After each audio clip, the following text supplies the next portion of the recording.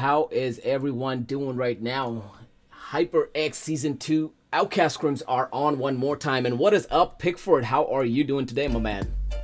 I am enjoying life because you know what? It's Monday. I'm with my main man Voodoo, and we're about to get into some old school FPP booty clapping. What could be better than that? I know, right? We got some intense matches lined up for you. Of course, we'll start off with an Erangel match right here. But before that, let's take a quick look at the Fragger of the week right now. Who is it, Pickford? Let us know. The fragger of last week was Freakish from Metaphor with 35 kills coming out of nowhere. Freakish, one of our newer players, but Metaphor, one of our old school teams. But you know what this means? It wasn't Trick. Trick does have the overall lead still, but somebody came in here and won that Fragger of the week. So congratulations to Freakish for winning that from Metaphor for winning the Fragger of the week with 35 kills. Yep, on second place, however, second and third place were both Forsaken Gaming one more time, apparently. Peep and Trick both grabbing those spots with 32 and 31 each. Well, I've been crunching these numbers. I went through Scrim fraggers. We've had now 6 events, and Trick has never been the biggest fragger of any individual Scrim. Ooh, so a big change from Season 1, I see, huh? Well, he's still got the number 1 spot. He's just never been the number 1 guy for that day. At all 6 events, Peeps has won it. Giuliani, Drago, Samson, Hacks, Freakish. They've all won each of those scrims, but what Trick does is he never has a down game. He might not win it, but he's never having 0 kills. He's having 10 to 12 kills every single scrim, and that's adding it up over time. That's giving him the overall lead right now at 69 overall kills. First place, 7 ahead of Drago from SpaceX with 62. Well, absolutely. Looks like Freakish also got the most kills, the top fragger on the Friday night scrims. Yep, with 14 kills. So Friday night was Freakish with 14. Wednesday was Peeps from Forsaken Gaming with 20, and on Monday of last week was Hacks from Just for Fun with 18 kills. So all those guys, and what happened is we haven't had one person win Fragger of the night twice in a row. We've had 6 individual players, which I like to see. I like to see that spread out a little bit. So it's good now. And I tell you what, Drago and Trick, they're only separated by 7 kills. These guys are getting double digits almost every single night. So one of these guys gets knocked out early in 2 matches. That's 6 or 7 kills right there. They can easily close it up immediately. Absolutely. What about the potato streak? What's going on with that? I'm actually looking forward to that, to be honest. Now I'm gonna go back now. Obviously, some people ask me to keep referencing the all-time record, the world's record, the greatest record of all time in PUBG, which is 32 matches in a row in Season 1 by Madman. That is last season. You can get that world's record, but you don't have to beat that to win this year. Right now, the record is by Ghost Melee Elites Michael with 17 games, but he did end it last week on Friday. He was able to get a kill on Friday to end his streak at 17 games. So of the current streaks, we have Chibi from Outcast Bravo, who, let me check, she is in this match. She's actually playing for Outcast Alpha tonight. Yep. And Blade from Misfire Zeus, who is currently not in it. So his will at least stay alive with at 11 games. Chibi could end hers or increase hers by 1 to 13 based on after this first match. So 12 and 11 are the current highest active streaks. 17 by Michael from Ghost Me Elite is the highest that one has been ended.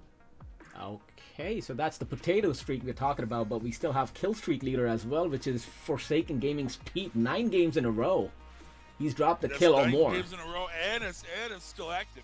It's 9 games in a row. That's true. He's still active. And behind him is also Judy's from SpaceX, who's at 7 games, who's also active. So both those guys still have active kill streaks going on. And at the end of this season, Voodoo, what do you think? What's it think to be a longer streak? The potato award or the kill streak? I believe it would be potato award, but I wouldn't be surprised if it's not, because it's just so intense, and all these teams are just going crazy over that win. And second season, it has to be bigger and better, right?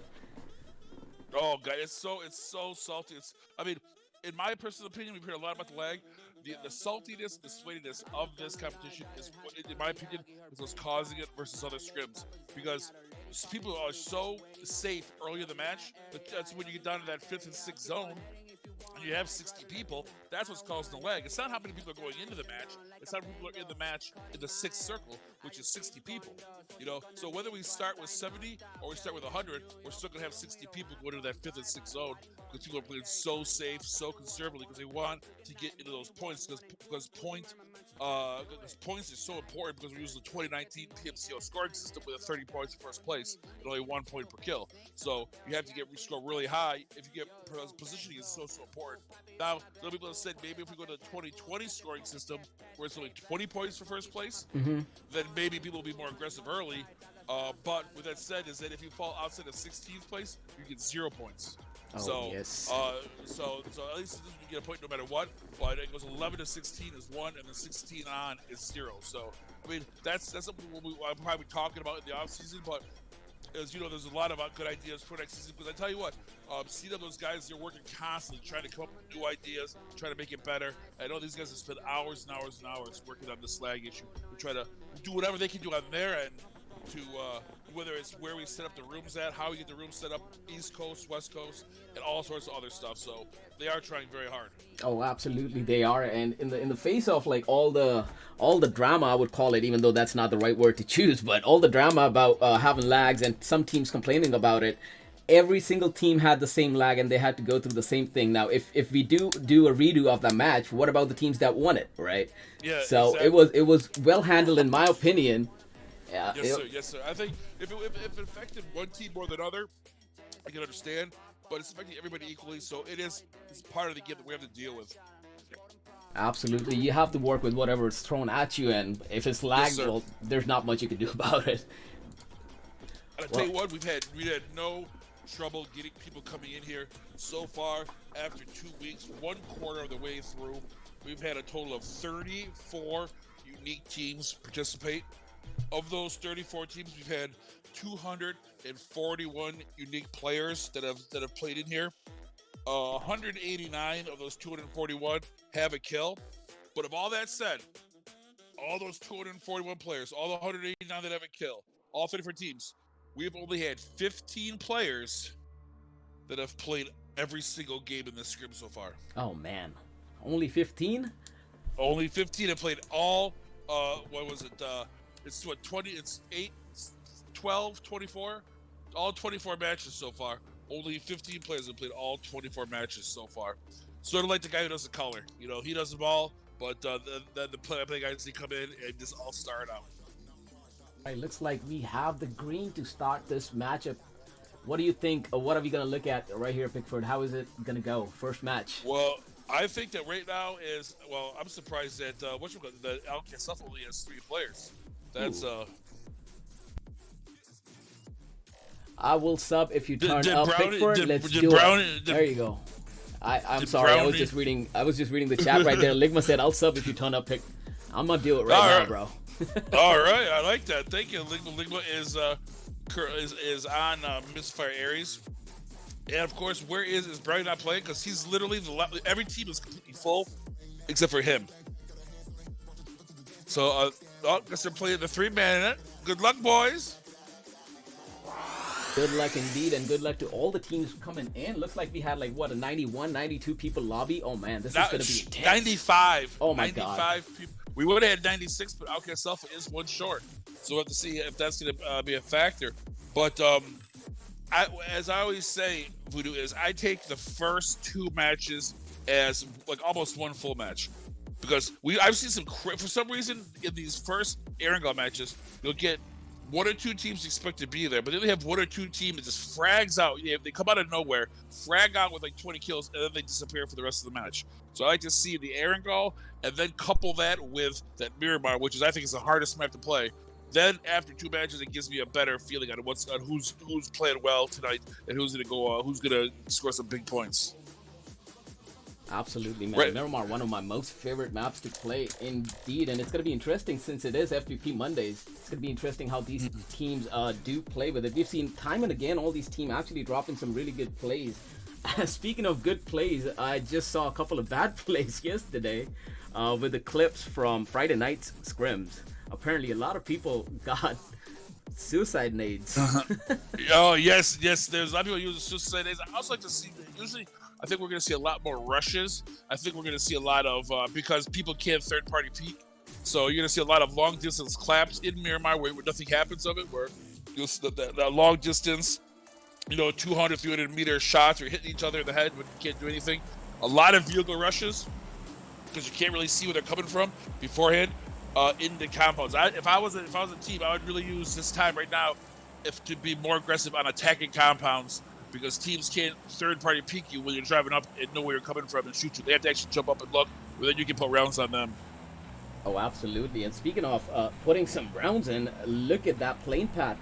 Not the worst of plane pad, but not the best one either. Not a lot of places to choose. Himself blocking. Oh my. Oh, so someone should. There is that. I call that fist of death. That little forefinger by shelter mansion, Yasnai and Skull. That where the roads all come together. Mm-hmm. That right there. They're gonna jump there. Too many teams are going to jump there with too few cars. Someone is going to get run over. Someone is going to get shot because there's a little F-boy shack right there that they can jump into and try to get a gun. But too many people are going to jump into this area trying to find a vehicle to push forward, west or south, and run each other over. Because when you have this type of one, it always happens. And I always say never ever jump into a little area. It's just a risk reward. It's just not worth it in my opinion. Absolutely, I agree with you completely. But right now, looking down at Primorse, we already know Aurora was going to be there, but they are accompanied by MO4 as well, and Vena gets taken down early on. Vena, I don't know why Vena is he's just there by himself. The rest of Vena4 is down in Primorse with Aurora where they normally chop. What? Why is he all the way over there? He got dropped by Autobots for no reason? Maybe he was just going for a recall. I don't know. Maybe, I don't know what happened because Scarface, Real Deal, FP we're going to be talking to tonight, down there together with Aurora, but Vena's up there. He was by the US. He was trying to get that US pickup. Oh, there you go. He got so caught obviously by Autobots. So that's going to cost them. Now, how is this going to affect Men4 down with Aurora? Aurora loves to jump down Primorse, but Aurora also loves to spread out. Even when they know that there's another squad there, for some reason they love to spread wide open. And that has to do with as a problem because they're not really pushing right now. If I was Aurora, I would be trying to be as condensed as I can and try to push each one of these guys 4v3 or 4v1. Try to separate the guy. Like right now, you can push Scarface if you get him 4v1, but you get Copio way over to the one side. Maya's finally kind of cool with Glitchy and Hala, but Copio is on her own program. Well, Scarface with that wide angle actually plays it really smart, because if Hala, Glitchy, and Mia try to push Scarface right here, the single person right here, they'll have to go out in the open, and Real Deal and FP might be able to spot them as well. So a good play on part of Scarface right there, trying to get that wide angle. Even though it is a risky play, but a good play indeed. Yeah, this Men4 team is no joke. They're currently 5th place overall. They're playing super strong, and they're one of the most senior teams in this Scrim. They've been around for so long that they've been playing. They know exactly what they're doing. So, and Aurora's still doing good. They're in 15th place overall, but like I said, Men4 is very hot right now in regards to how they're playing. Oh, absolutely, and they have really good synergy with each other. They know exactly what the next one is going to do. Exactly. And they support each other really well. Meanwhile, over on top, North George, we see some action coming in as well. MO4 Black team is actually engaging with Misfire Ares, is it, or Hades? That is Ares. We have Misfire Ares, Men4 Black, and then you also have Forsaken Gaming. Surprised that Forsaken Gaming went over. Oh, it's Forsaken Gaming Red. Their second team is over there also. So obviously North Georgia is a very big area when it comes to loot, but can it hold 3 teams? I don't know. I mean, it might be able to, because right now Forsaken Gaming is playing it smart. They know that these two teams are engaging, so they are trying to bide their distance, trying to loot up while these two teams clear each other out, and they're going to come in as a third party and clean up whatever's left of it. And of course, in Forsaken Gaming Red team, you guys see MSK Jordan, Meeseek's very own Jordan as well. Well, you know how I feel about it. If you put ! Pickford in the chat, it gives you my saying. And that is, you can't win in the first circle. You can only lose. So when you're playing hyper aggressive early, it could be successful. You get yourself some kills, Well, you also put that risk of losing players, losing utility time, using looting time, and that can be a cost you later on in the match. Oh, absolutely. And in that aspect, I think Forsaken Gaming has done really well in picking their fights. Let's see how Forsaken Gaming Red does over here, though. Meanwhile, looks like Forsaken Gaming Main is also engaging somewhere with another Misfire team. They are probably in what the Yasnaya with Zeus. Oh yeah, absolutely. Yasnaya is Forsaken's drop, huh? Those guys, those Misfire Zeus and Forsaken Gaming have been fighting in Yasnaya every single Aragon match we've had. They both landed there. Yep. We got 3 down, 4 down. My God, we just came here, Trick. Take it easy, bro. I know. Look what happens. They're already down. So. Yeah, it's gonna be tough. I mean, Zeus didn't have a very good scrim on Friday, and they need to, it's tough right now. They had a tough one this first match. They can turn it around easily. Their team, they get out of roll. They put together a lot of kills. Oh, absolutely, and they did drop Yas, and they have been dropping Yas, actually challenging Forsaken Gaming almost every scrim. But in the end, I mean, I think they should probably try to work around a different strategy because this one is quite not working for them so far. Let's see how they do pick up from here. They still got 3 matches in today's episode. Let's see if they are able to turn it around somewhat and garner some points for their teams right here as well. Meanwhile, Dark J gets taken out with some great shots coming in from FG Payne, now playing for Forsaken Gaming Red team.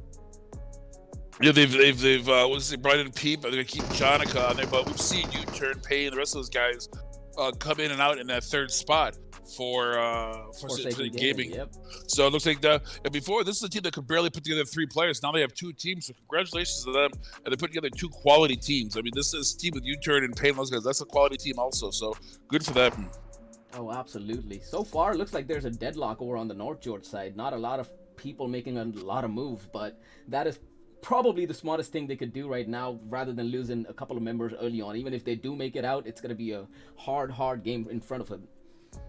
Well, I think when you get to a situation like this, the worst thing you can do is just do nothing in stalemate. You either got to attack or retreat because you're losing time to loot. So if you're just sitting there and you're just hard peeking a corner hoping someone's going to come around, you're probably wasting time. I would say you either got to come up with a plan on how you're going to push forward and attack that team, or let's get out of here, let's loot some more, and let's deal with it at a different time when the situation is more to our convenience. Oh, absolutely. And looks like down by Primorsk, we have some action finally. And Aurora and MO4 are finally engaging each other. MO4, of course, losing Vina earlier on, being caught out in the open while trying to pick up a UAS. But they were able to drop Mia down from Aurora as well. So it's an even 3v3 right now. And not the best of positions for MO4 to be in by the east side warehouses. Scarface still with a white flank trying to close in the distance, but FP and Real Deal are holding off that distraction really well, letting Scarface creep in closer. I do like how Aurora is set up. They got themselves kind of like out of line so they can kind of shoot at that, get all the angles on that warehouse. But what happens with now that Metaphor is kind of coming around on that flank, you got to keep that angle too so he doesn't see you through another window, either the house closest or through one house into the other, and you get a knock, which is what just happened. Yep. Glitchy got caught with a V assist from FP, and now they're trying to suppress some shots down, preventing Hala from coming in as well.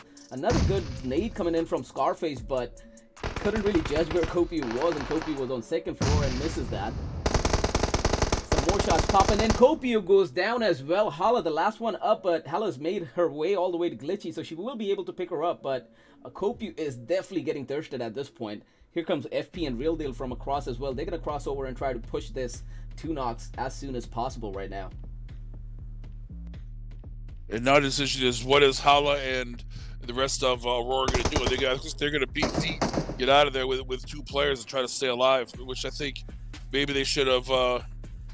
They still have 2 players left. They can still be stay alive and get some placement points. But right now, being down 2 to everyone else's 4 is going to be very difficult. Oh, absolutely, especially when you have all these other teams. We got Villains, Autobot, MOW. We got North Hampshire, SpaceX.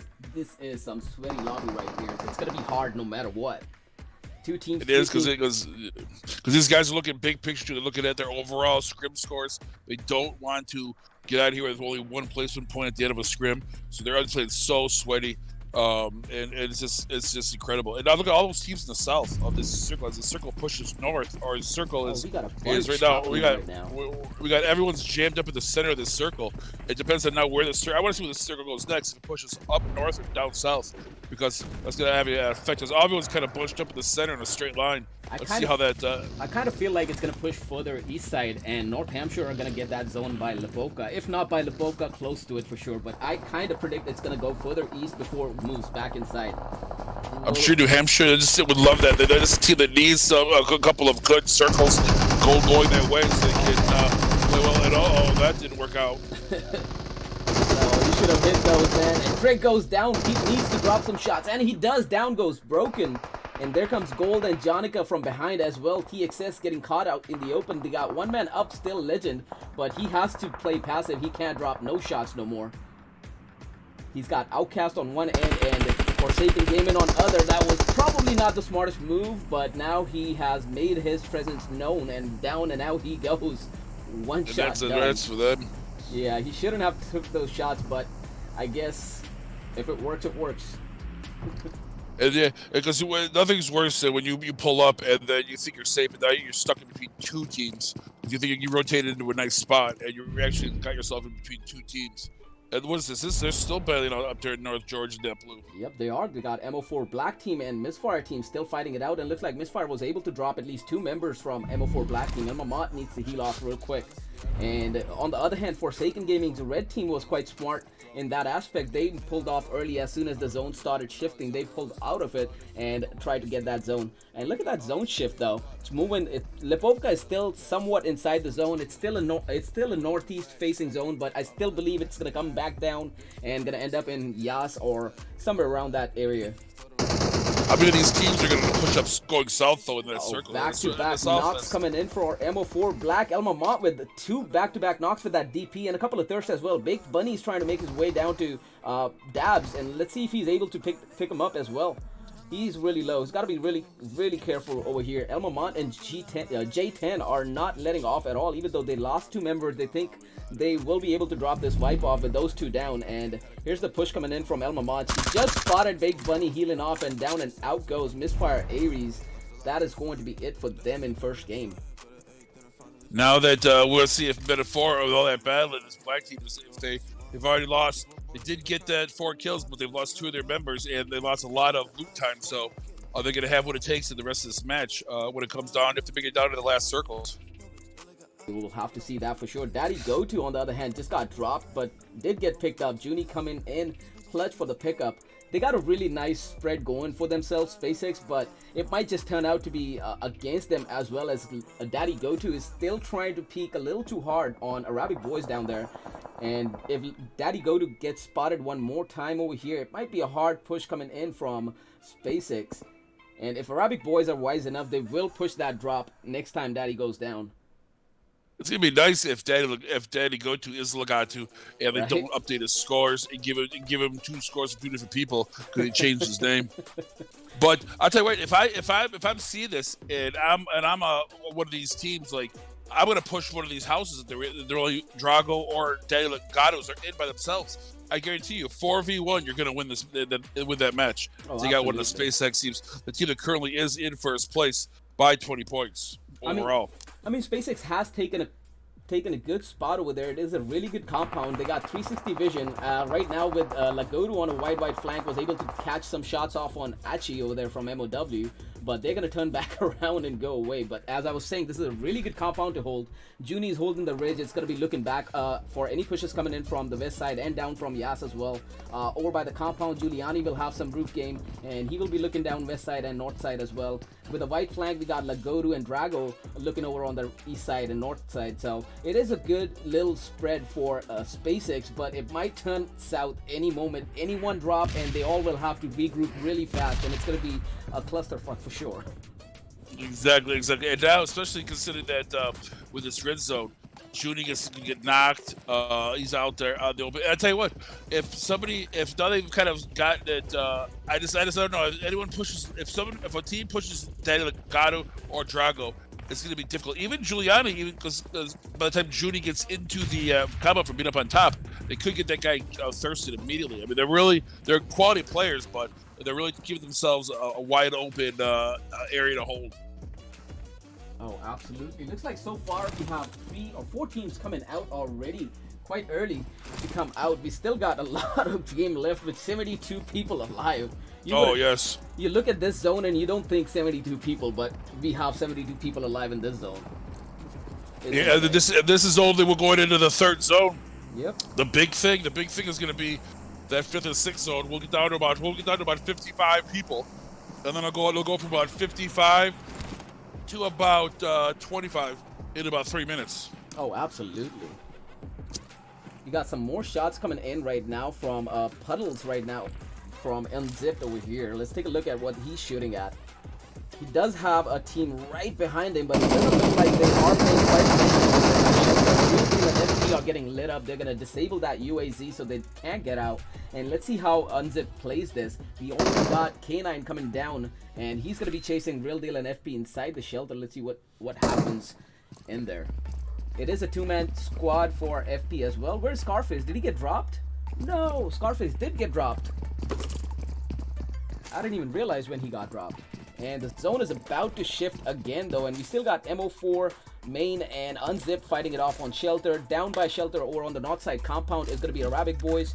And the zone has hard shifted back to Yas. I did say that it's going to shift back to Yas, and I'm happy it did.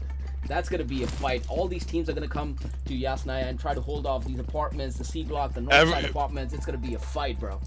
Because there's a big city in the center of the zone, everyone's going to rush early. You're going to see a huge rush now. You see the teams have right now. You see it all the time. Where there's a big city in the middle of a circle, all the teams rotate immediately into that zone.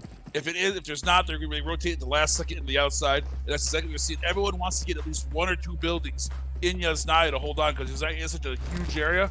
Mm-hmm. The only thing is you have to be careful that you don't run into where somebody else is at, or you don't run into, obviously, drive down the middle of the highway, the road, and get shot by everybody on that rotation in. FP and Real Deal trying to sneak away over here, and looks like they made it out of that firefight against Unzipped. And there it is. Yasnaya is getting infested with movements right now. Arabic Boys coming in. Forsaken Gaming's already taken that east side police station. We got J4F going for the north side apartments right now, but they're going to be challenged by Forsaken Gaming's red team as well. Let's take a quick look down here. Let's see what's up. Jordan was able to drop Delusion down from J4F. It looks like they are down to a 2-man team right here.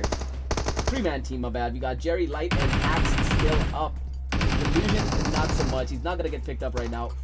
U-turn, Payne, and Jordan right now holding off for compound, and we got Zero on a flank trying to get some eyes down towards J4F as well. On the other hand, on the east side, we got Forsaken Gaming fighting it off with Dembisi, and what a nade from Gold. He gets him so clean. That was a perfect nade. Slingshot going out. Wow. And another rotation. Looks like MO4 are going to get caught one more time. Real Deal jumping out for no reason. What are you doing, man? He jumped off a little too early. Thought it was going to blow up, maybe. I don't know. He jumps out and gets himself knocked. And now there's about 4 other teams around him out there just relaxing in you can get over there behind that the dumpster or that quadcon and pick him up. I think he will be able to get that pickup on for sure. But for how long are they going to survive? Nope, he doesn't. He goes down. I mean, Jonica with the so shots. many angles, so many crazy angles that you have to hold on to. People are just everywhere looking at you. Oh, absolutely. I mean, I would have much rather prefer that Real Deal crawled into the compound rather than FB coming out of that hard cover. But oh well. Yeah. We got some more shots coming in. Looks like Doa got caught. Shadow got caught. SpaceX is dropping some shots right now. 3 down for MOW. The only one who was able to come out of this has already made his way into Yasnaya, but he's probably not going to be alive for long. Look at that. Look at that. Teams in there. There's like 7 teams already, and a lot of them are going to be coming in as well. There's almost no open space in this circle to go to, except for the huge compound up just south of Stalber. The warehouse, there's nobody up there, but other than that, pretty much every place is taken. Either taken or it's almost impossible to get into an area where the people aren't going to put rounds on you. Oh, absolutely. Looks like GME is going to take that compound that you were talking about. Or rather, they're just going to stop at the hill. They're just taking that high ground by Stalber. And they will come down as the zone pushes them. Or they will be able to hold off a lot of teams coming into zone in that open area as well. I think if it pushes north, if it pushes north, oh, I know it pushes west, so it'll rotate right counterclockwise right into the top of the zone and have a nice spot on top of the hill. Oh, they do have a nice spot. They do have a nice spot. They can just move further east into that warehouse, if and I they was might GME, be able I to would use move that right edge. now. I would move right now and get that edge right now before anybody else, other teams, because the teams that are permanent in Yasnaya aren't going to move because they're going to get themselves. There's no point because they're going to move into an open field. So if you get up there on top of there, you'll be golden. And 10 HP coming in doing their unique rotations, obviously coming in from that far side, the short side of the blue, New Hampshire up there too, being able to push right into the zone. No one really around them, so they should have a little bit of space too. So a lot of teams in Yasnaya. Now the other teams are gonna have to kind of push into either Yasnaya proper or rotate around. Absolutely, they will have to make that decision pretty fast because staying over at this position, like we're looking at Autobots and SpaceX fighting it off, and looks like Autobots did lose one. Did they? Yeah, Jake is down, and there's no way he's gonna be picked up at this position anyway. And Fat Boy's been down early on as well, so they are gonna be a two-man squad. But SpaceX do need to move out of that position, drive off as soon as possible, get that white flank going. 10 HP is coming into play finally, and they're gonna get that zone and start catching people in a rotation. They're already dropping those shots down on Broda, but Broda's not gonna take nothing from them, and he's gonna keep driving. Here comes Truny and the rest of the team as well. Truny will get lit up. He just about flips the vehicle. Oh my god, that was the time, and he does go down. That Dacia did not do no favors. And that's the kill streaks. That's a team currently in second place overall. So they're losing one of their players. And they really do not have no choice because they're gonna come out of a burning vessel and drive straight into NH for no reason, and NH on top with a great edge zone and high ground as well, and they're going to be able to drop some really good shots as Quack Fu comes in close as well. He takes just about the edge of the zone, and he will hold off for his team a little bit. Where's the rest of the team though? He is way separated from the team right now. It looks like Villains is going to choose to rotate as late as it can, but they're going to rotate right into the SpaceX team, HyperX into power, going right into Giuliani. I don't see any more drops coming in still from the north side apartments where we had Forsaken Gaming red team fighting off with A4F. They're all 4 strong. Forsaken Gaming red team is all 4 strong, and on the other hand, A4F has all 3 up as they had when they came on. And Villains Devourer just get taken down finally. Great shots from Jonica, gets him down with that vehicle explosion on the buggy. Down and out goes Villains. But not before they were to take out 2 of the members of SpaceX. When they drove up on him, took out Drago and Giuliani. So only Daddy Lagodu and Junie left. And look at that zone, though. That zone has made a hard shift away from everything civilized. It's going to be out in the open. Now, if you're one of these teams, if you're 10 HP or whatever, I'm looking left because you know the teams are coming out of Yasnaya. And if they rotate it, they're going to probably try to wait until the blue forces them in because they don't want to push into an open field. As soon as that blue comes in, you turn that way, you can probably get a lot of kills if the team's just rotating in. Meanwhile, out of nowhere, GME caught a kill off of Quack Fu. They tried to drive off on top and try to get that wide angle going for themselves, doing that wide rotation up north, but they got caught by GME and they just lost one more member for them. So Quack Fu has been down to a 2-man squad. On the other hand, OUTcast are fighting it off with Forsaken Gaming. With a push, down goes Viz. Goose is down and out as well. That is going to be it for OUTcast in this game 1, coming out in 14 spot. But there is no time to bleed. Just as they wipe that one out, they're going to turn their attention straight onto P4P. What do you call that? Thirsty for points, tasty for penis. There you go. They're coming in there, and they're right in there. They pushed in and got themselves a little bit of a spot. Although Zeno does get knocked. Oh, Sam Evans getting knocked down by GME from up on top there. The GME's is raining havoc down on T4P from up above. Oh, that early rotation did play in the hands of GME so well, but now they got to figure out a way to get into the next zone without being lit up as well. On the other hand, by each side, looks like Forsaken Gaming has made those moves first, and they are able to push up on 10 HP. 10 HP, 3 down, 1 up.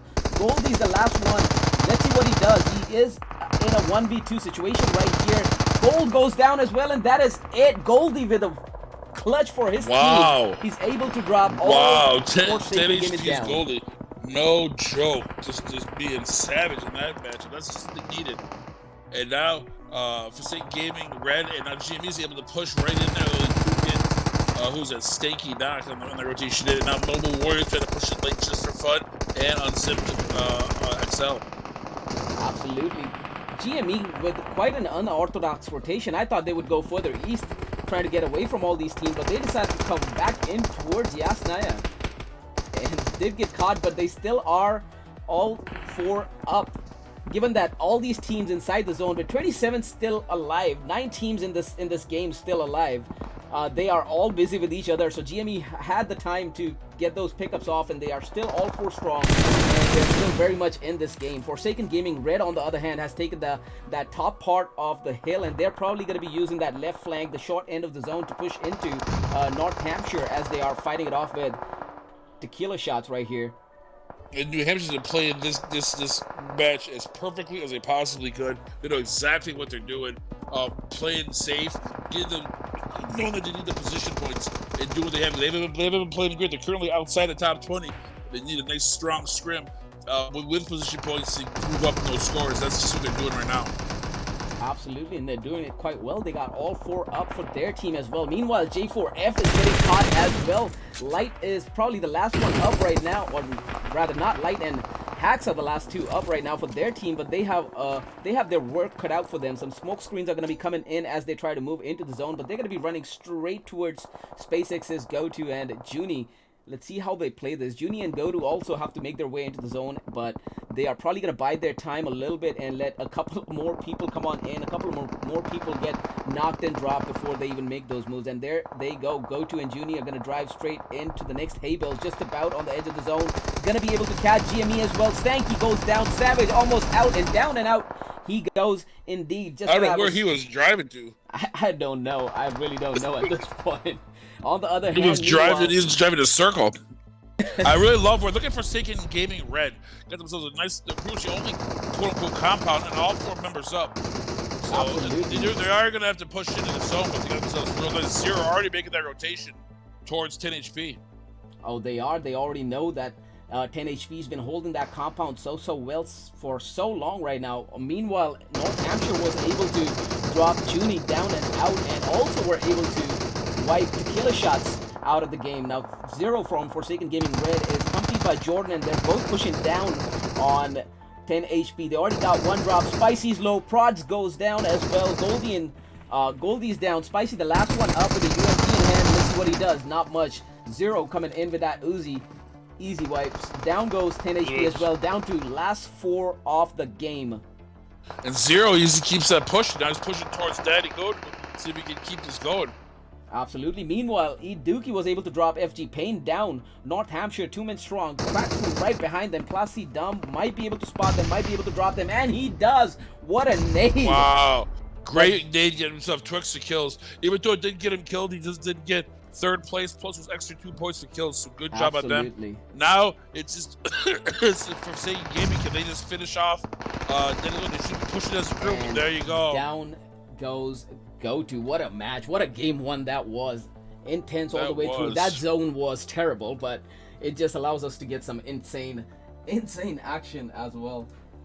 And what I say is that, like I said, you see a lot of teams maybe we haven't seen a lot in the top. Just Forsaken Gaming Red team get that first win. So I want to temper this with a second match to see how those 2 matches go. But Forsaken Gaming Red coming out and doing damage, getting 16 kills. So finishing that first match with 46 points. SpaceX in 2nd place with 8 kills. 3rd place Quack Fu with 4 kills. 4th place the great state of New Hampshire with 5 kills.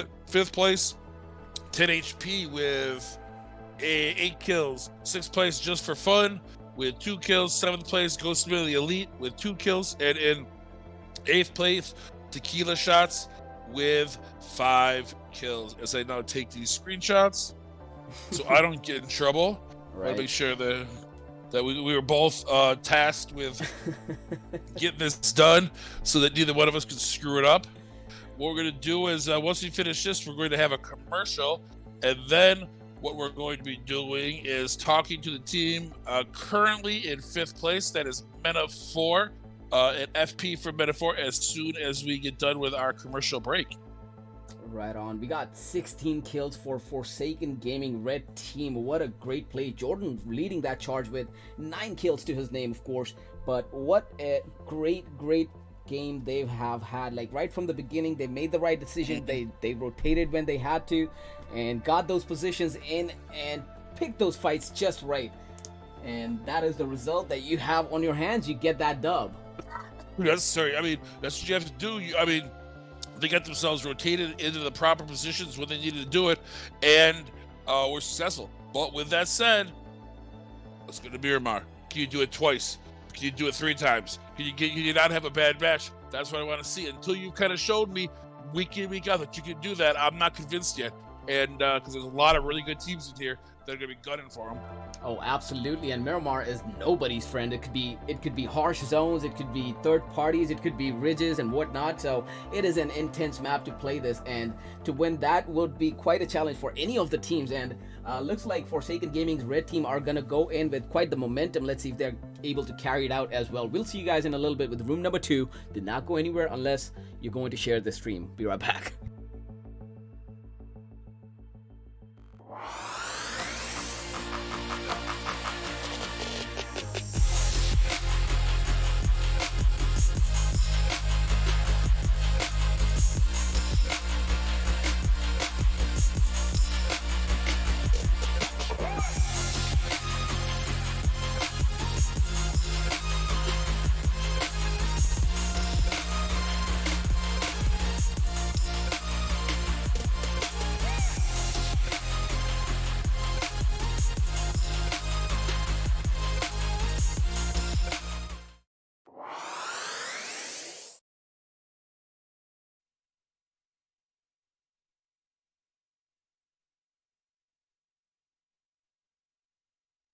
I can't wait to see what is going to happen in the rest of the matches right there, man. That was intense action. Just waiting for FP to hop on in right now. Let's see what insights does FP has for us from that game. He is here waiting for us. He's been here for a hot minute, waiting, chomping at the bit.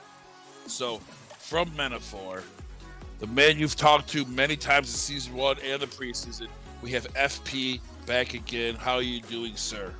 Yes, sir. How's it going, guys?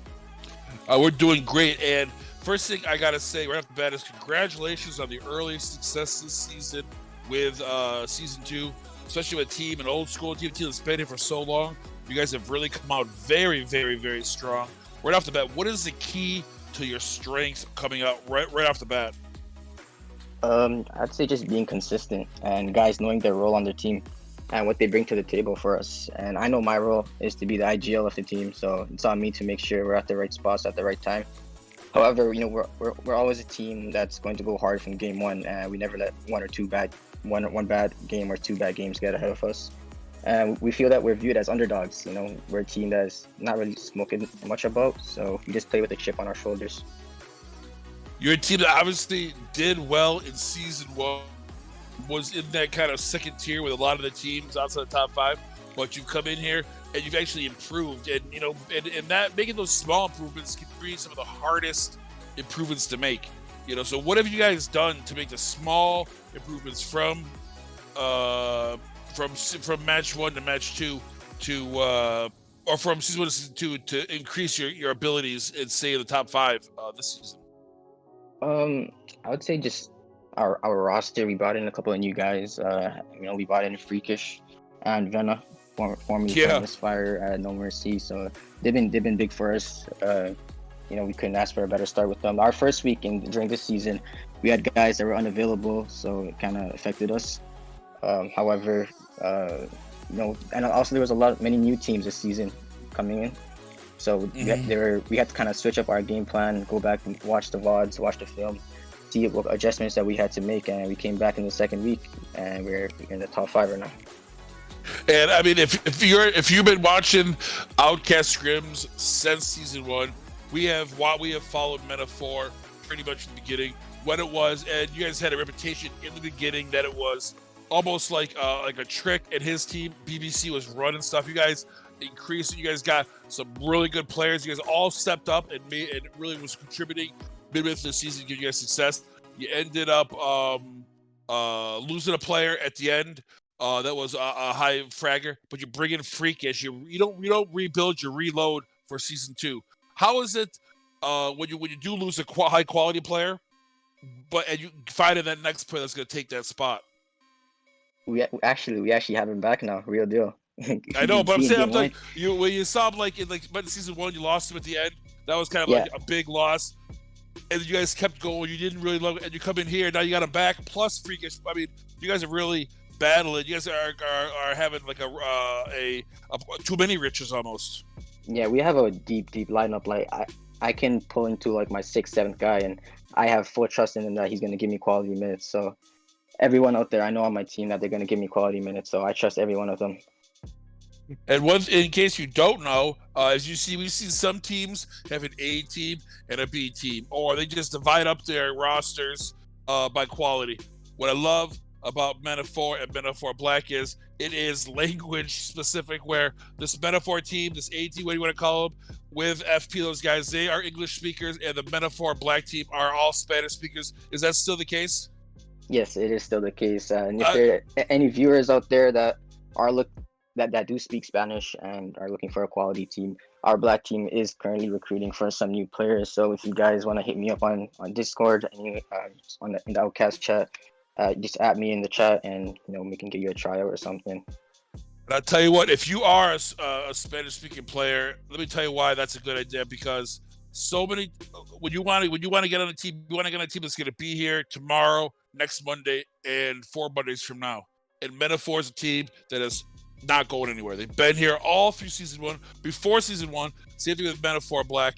They're a team that's going to be around, that if you invest your time and effort into growing with Metaphor, they're going to be there. They're not a team that's going to have a meltdown on Tuesday and break up and not be around anymore. So, and I know a lot of people, if they're going to spend time and effort to join a team, they want a team that's going to be there. That's one thing you guys have proven week in, week out, that you guys show up and you guys are successful no matter what. Yeah, exactly. And it all starts from the management standpoint and your leadership. Our chemistry is what I feel is what sets us apart from other teams. And as a leader of the team, it's your responsibility to communicate with your guys and encourage them to keep pushing and to keep getting better. And there's a reason why we're able to keep guys that have probably been with us for a year. So communication is key within your team.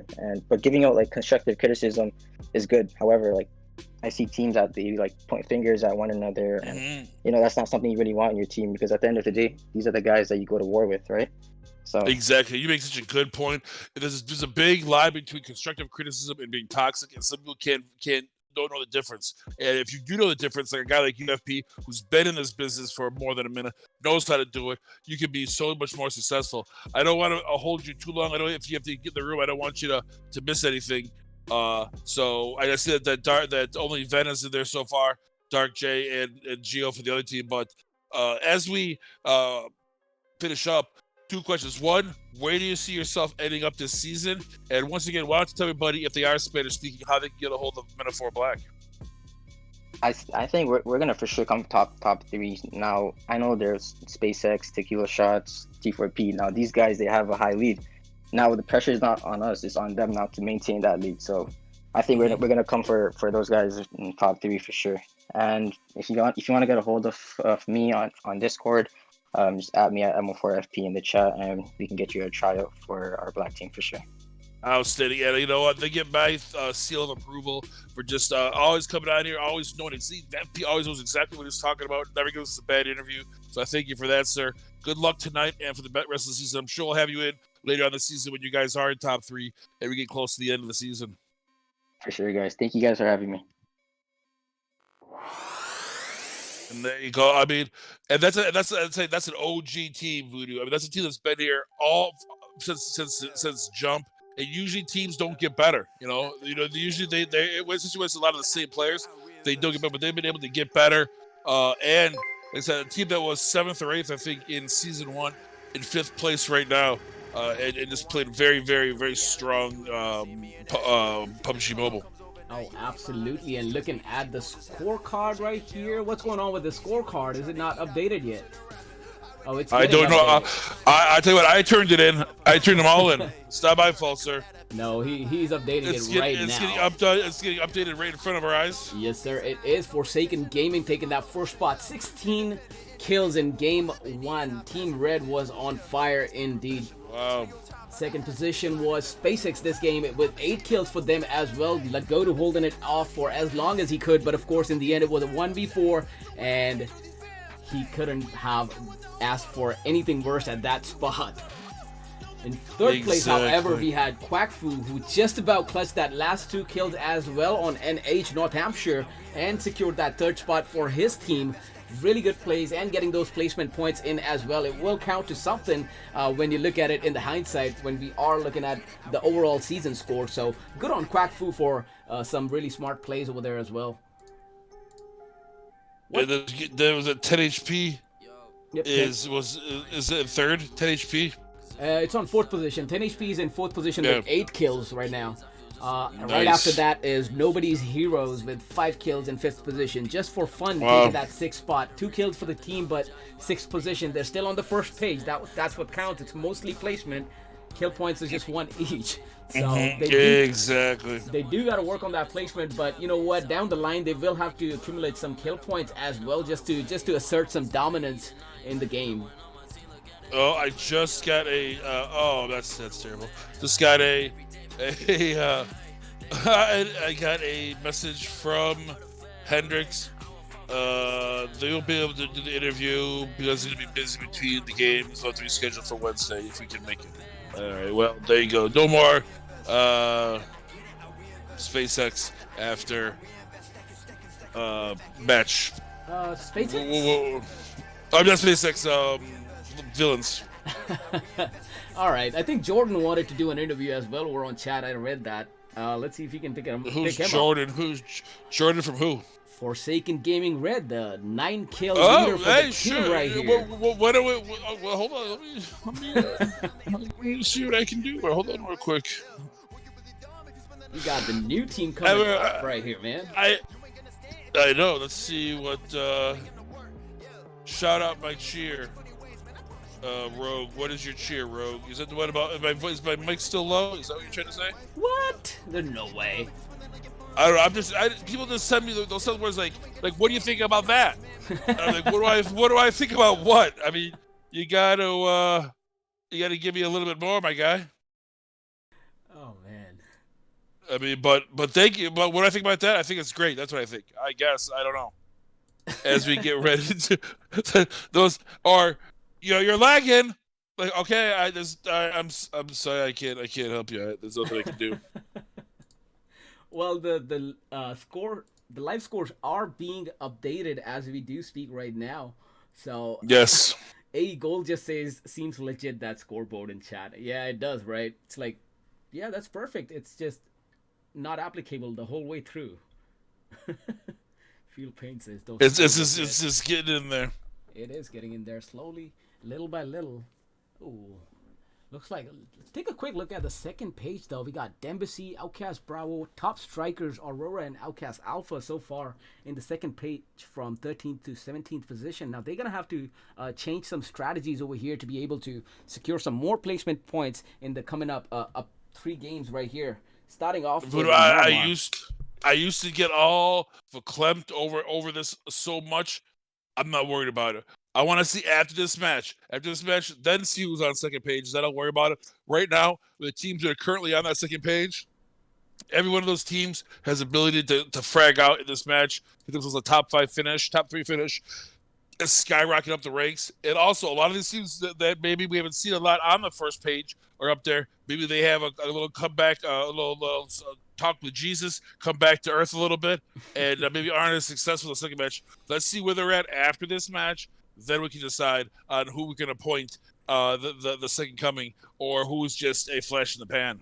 Oh, absolutely. It looks like Miramar game is just about ready to start as well. I'm trying to see if I can get all these scores refreshed. I think we are just about done. No, not really. We had 2021 team? No, 24 teams. We had 24 teams, so yeah, it's going to be a minute. It will be a minute, but Well, that was quite an intense game for sure, man. And I will be looking at Forsaken Gaming Red a little bit And more then, because I wasn't expecting the kind of plays that they did play. They did frag out for sure. mhm. I'm gonna be looking into them a little more as well. At the same time, I kind of want to see how Outcast Alpha, Outcast Bravo, how Top Strikers and Autobots and Aurora try to come up from here. And Aurora is somehow in 12th and 17th position at the same time right now. Yeah. So who was the guy that wanted to come in if villains couldn't make it? That is MSK Jordan from Forsaken Gaming Red, the one who led the team with 9 kills MSK in game one. Jordan. All right. I don't know if let me send that to Brownie. I'll get him access. Okay, MSK Jordan, if you're watching, I'm gonna bring you in here after match 3 since villains dropped out. Let me get you the access. Let me talk to Brownie right now and get you that access to get in there. Okay, absolutely. While you do that, I'm gonna switch to a Miramar game. Looks like Let's go. we have a plane path going right here. Taking a look down, another quite Yo, similar Luis got plane a perm, path bro. to How that. everybody knows that. Another similar plane path to that Wrangle match again, starting off at the southeast or southwest side, and it's gonna go diagonally, end up on top over by the northeast side of the map on Tare Ahumada. Quite a lot of places to be in, quite a lot of options for all of these teams right now. But MO4 Black Team took the easiest option out right now. They took off early on, and they're gonna be dropping in the prison island. They do have Misfire Ares on the other side of that island in Los Higos. I love this jump right here. I love this jump. Any of these people went down there, especially Los Higos or Prison, because you can rotate left or right and to get up into the zone, no matter where the zone is, take a nice long route up there. So I think that's both Men-of-4 Black and Misfire Ares. Great decision on their parts. Absolutely, and we got the Outcast team right here as well. It's gonna be what Outcast Bravo team is it, right? Yep. Yes, Outcast sir. Bravo team in Val Del Mar, and they might be able to stop some pushes coming in if MO4 Black team does decide to go off by that west side bridge. On the other hand, for the east side bridge where Misfire Ares is, they are probably going to be challenged by Dembisi. Is that Dembisi? It is KOS. It was. Yeah, It used that's to be Cosmos. Dembisi. It's Cosmos It's now. Cosmos. They Yeah, it's rebranded Cosmos. No, it themselves. used to be Oracle.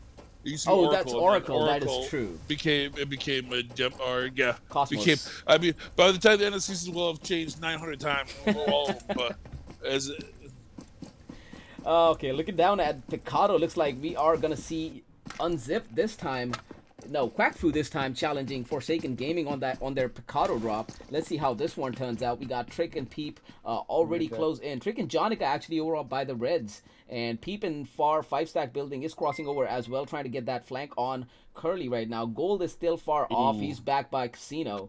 this huge match right here. Absolutely, it is. This is quite a matchup these teams have got. Jack is still quite far from his team. He will have to close that distance up really fast, because if Quatch or Archangel gets dropped early on, it's going to be a hard push coming in, because that first knock will allow Trick and Jonica to move in from the Reds and move for that aggressive push into Arena. And to Mystics Jordan, if you're listening, you have to be in the Outcast Discord to get onto the so we can talk to you. So if you hear this, join the Outcast Discord. Well, he will probably hear it after this game. Where are they, though? Some shots exchanged between Quatch and Trick right there. Quatch almost dropped to 35% health right there. He should be really careful peeking that now. He does have a mini in hand. Could do some damage with it, but I would not want to peek a Uzi, especially when it's in the hands of Trick. This is so difficult to take on Forsaken Gaming in Picado. It's just, I mean,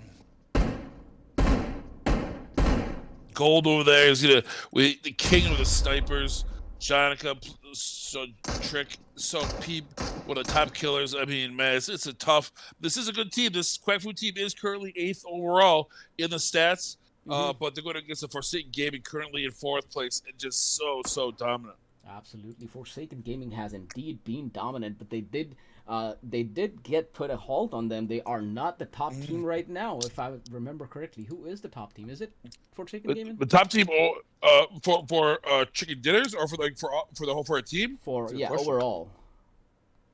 Oh well, I mean, Trick is overall killer with the most kills with 69. Drago is the second with uh 2. The only thing is that it's Peep and Trick. Peep is third, Trick is first, and then Oh that's wow. it. That's it. But if you look at say SpaceX is second, fourth, seventh, and eighth. So Oh wow. the top their 4 players are all the top 8 in regards to kills. Oh, that's amazing. SpaceX is another one of those teams that I think have a great chance of winning overall as well. On the other hand, looks like MO4 have run into Aurora one more time. Aurora might be just cursing their luck over there. Both these times running straight into MO4 somehow, and Mia gets dropped early on. It doesn't look like Mia has anyone to support her this far out. Looks like they already took off. She's done. Aurora does like dropping in Los Leones. I think Mia just wandered off from the team a little bit, well, quite a little bit, and had to pay for it. Oh man, that is not looking good for Aurora right there. With Hala and Glitchy, the only 2 alive so far. With Mia dropped, Kobu taken out early on. It's going to be another match with a 2-man squad for Aurora. Let's see how they pull this one off. On the other hand, backed by Picado, looks like Quack Fu is doing some work over here. They got 2 back-to-back knocks. Wow. 1 on Trick and 1 on Gold. Now, it is going to be really hard. Well, it's not going to happen, period. I was going to say it's going to be really hard for Jonica and Peak to make that pickup. No, that's not happening. They're dead. Wow. Well, I mean, just quite a way to take that situation. And when they punched out Trick. that's a statement. That's a statement made right there. Yikes! I'm sure he didn't appreciate that. And that's really when a team is spread out like that in Mercado. What do they do? If you can stay together and get a knock and push as a group, you can go through any team. And they've lost Gold, one of the best snipers I've seen, formerly of OUTcast Alpha, and Trick, and then Peep, and now Jonica beating feet, getting out of there, and you're gonna try to fight for keep this alive for a different night and not get knocked out quite so early in 24th place. Absolutely, they will have to change their strategies a little bit. For so long, we've seen Forsaken Gaming being the aggressors and being that aggressive pushers. But right now, with 2 down and two of the really good fraggers down, Peep still being there, Jonica still being there, it's still gonna be a hard fight, considering all of these teams are more than likely to be able to get that top spot as well. Quack Fu, good on them. A really good push coming from out of arena, which is not the greatest of spots to push out of. It is a good spot to push into, but not push out of that, especially when you have a Trick, Jonica, and Gold all by the red buildings down by south of arena. But good on them to make that push happen and actually get 2 kills out of it as well. As the zone moves, looking up far north, looks like TXS did spot a couple of moves coming out from Arabic boys over there. And we have Waterboy right next to Brad right now. But Brad is unaware, is he? He's just sitting there. Is he disconnected? What's going on with him? Waterboy got taken down. My Brad. I don't know what just happened. Like, he didn't make a single move. He just sat there and just let him come in and kill him. Like, okay. That's odd. All right. I mean, hey, whatever fancies you, man. You do you. Shit. You do you. You do you. It's your guy. But this is, I think, one of the first times I can remember seeing somebody other than Forsaken Gaming running around in Picado this far into the match. So they know that they pushed Forsaken Gaming out of Picado. So congratulations to them. Here is MSK Jordan. Some more meaningful shots coming in. Colby almost getting down, but he will survive those shots. He did get an early knock on Jay as well. Chibi coming in for a pickup, and Chibi almost getting knocked as well. Those M14 shots are on point. Now Jay is getting lit up from behind. U-turn with a 2-piece. Both Jay and Chibi gets dropped. 2 men up for OUTcast Alpha right there. It's going to be Colby and C-Dub holding it off for the team, and the push should be on from Forsaken Gaming Red, and there goes Pain to accompany U-turn. On the other hand, it's going to be a 2-2 split for Forsaken Gaming Red. Really well done, and they're going to be able to pinch Outcasts down in that compound. Not a lot of place to move for them. They're not going to be able to breathe out of there. Now Jordan making that push happen early on, trying to get closer, and he will get lit up, but Jordan jumps out and gets downed. Oh my god, we've seen that so many times. Himself. We've seen that so many times. You've got to be at a stop. You can crash it as hard as you want, but you have to be at a complete stop before you do it, or that's gonna happen every time. Absolutely, but at the same time, that buggy is really hard to control. Like once you make that hard turn, you're just at God's hand. That buggy will go wherever it wants to go. Here's Ethan with an M7 in the hand and not able to drop it, but of course he had Pain to help him, and down and out goes OUTcast Alpha. Of course, U-turn and Pain making quick work of that team. Jordan with support on a distance and was able to distract both C-Dub and Colby over there. Enough for Pain and U-turn to push up in on them and drop them out as well. OUTcast Alpha going down early on in the match. 24th place.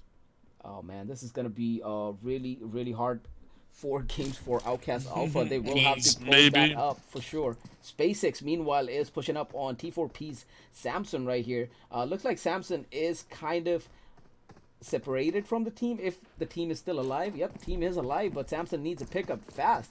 Where is the team? It is a 1v1 essentially. Zeno's way down there, and Samson's way north by El Pozo. So I don't know where Dodger and Smiley are. They are on ruins. They're coming way down right now. They're way there. Yeah, they should know. So yeah, so Samson she tucked herself in a little bit away from this Zipped XL team, just so she doesn't give herself up. I think she'll let them go by before she comes out of that blue now.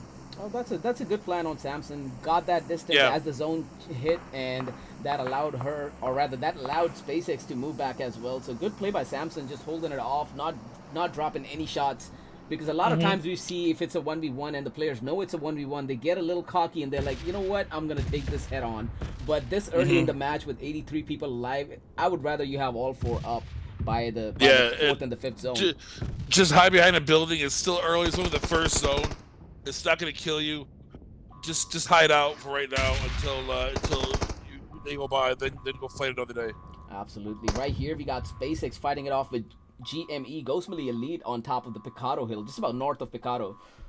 On the other hand, looks like we did get a quick drop. Where did we get that drop, though?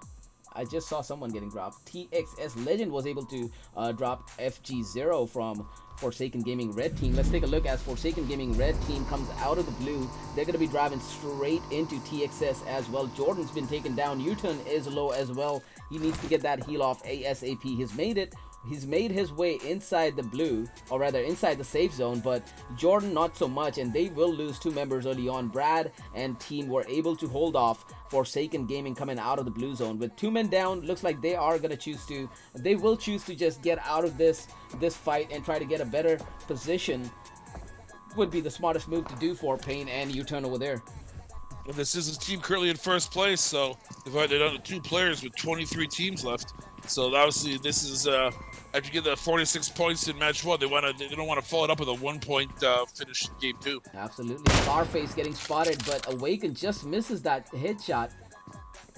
Could have been the second drop that they needed for the push to happen, but MO4 again were able to pick up Real Deal, and they will be all 4 strong as well. So this is again a Mexican standoff over here, but we got MOW who have not dropped any shots so far. They're letting these 2 teams fight it off, and now finally coming into play was Doa with that M24. Gets that knock on FP. He's probably trying to get some taps on as well, see if he can drop him lower, but it doesn't look like they're going to be able to make much of a difference. None of these teams can actually make a lot of difference at this position, because even if they do get a knock or 2, there's the other team with a third party who will be dropping some shots, and if they do decide to push up.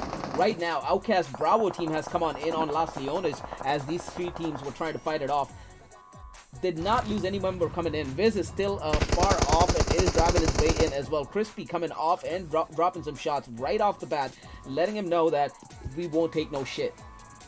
Exactly. And that you made a great point, is getting that knock, getting that first immediately afterwards, because if you let that guy, if you reload or something like that, somebody can come in there and pop your knock and take your kill right there. This isn't like if you're on the same team where one guy gets the knock and the other guy gets the kill, you still get the kill. No, if the other team gets that knock or gets that kill from your knock, they get all the point.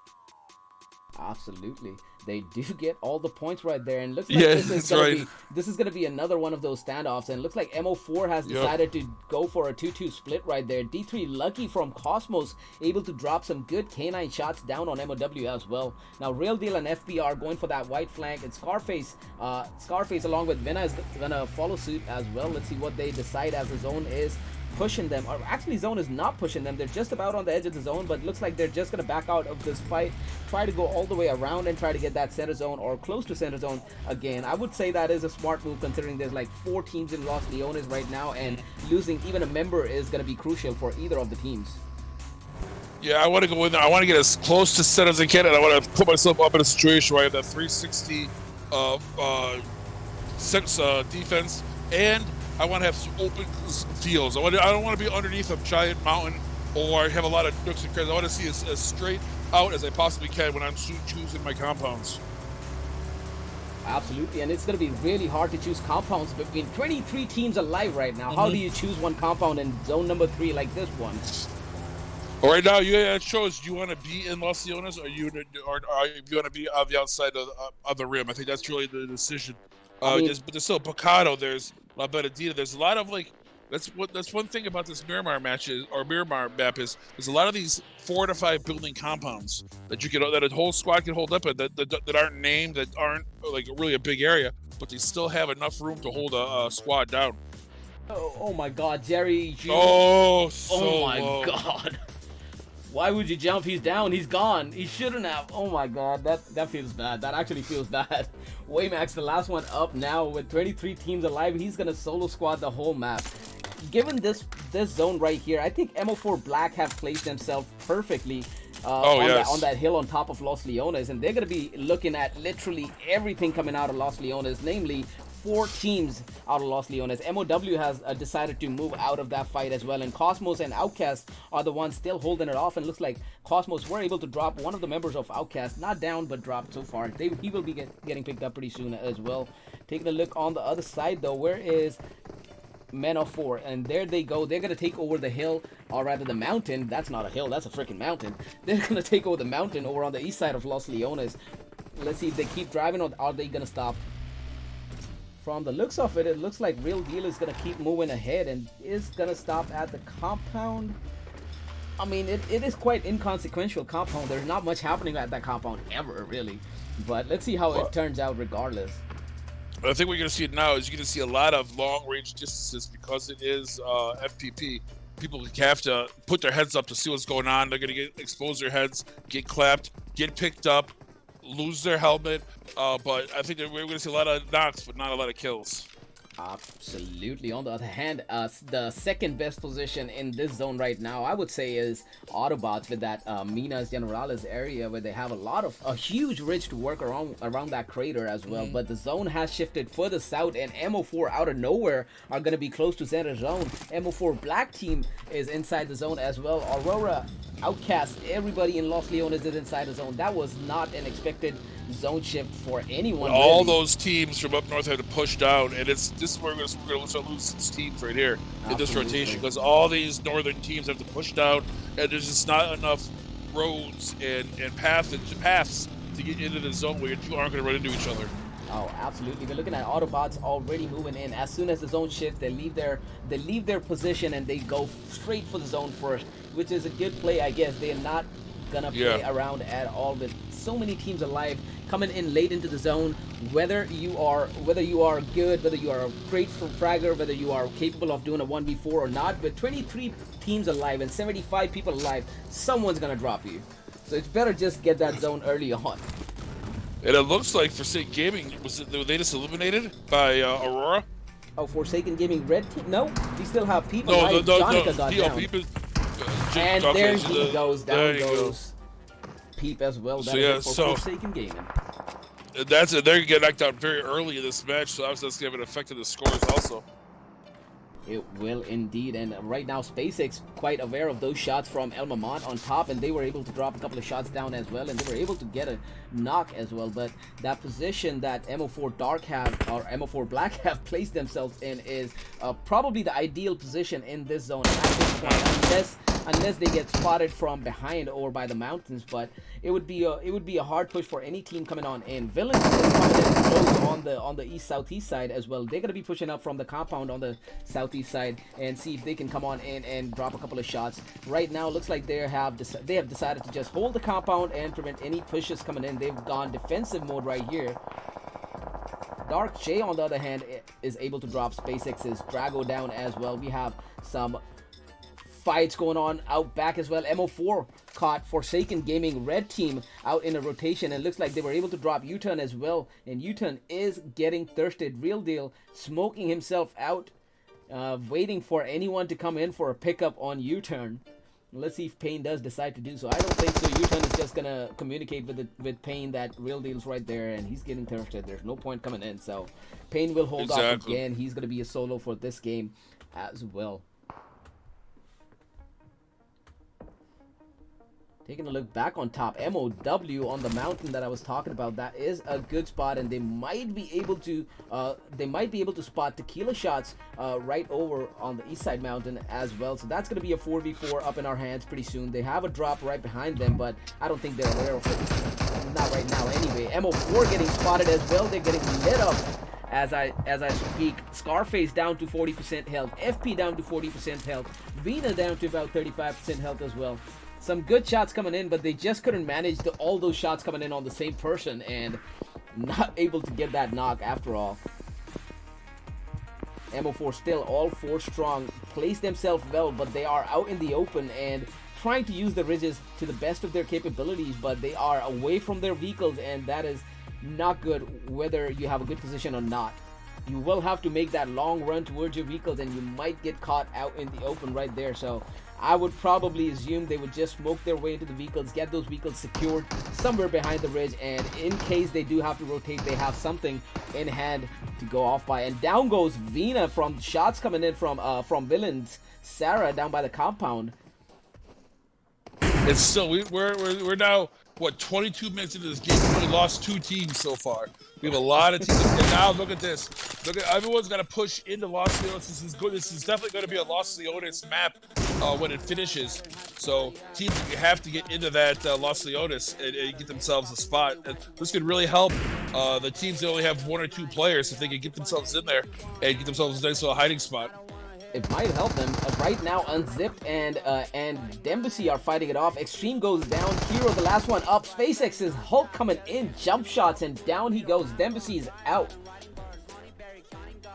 Oh my god. Is out. Look at that zone. It just, out of nowhere, the zone pushed right back into Los Leones, and MO4, who got out of Los Leones, would have had probably one of the best positions in there, and now they have to make their hard way in again, and they're going to drive straight into Aurora one more time, and we're going to be looking at another Aurora versus MO4 matchup.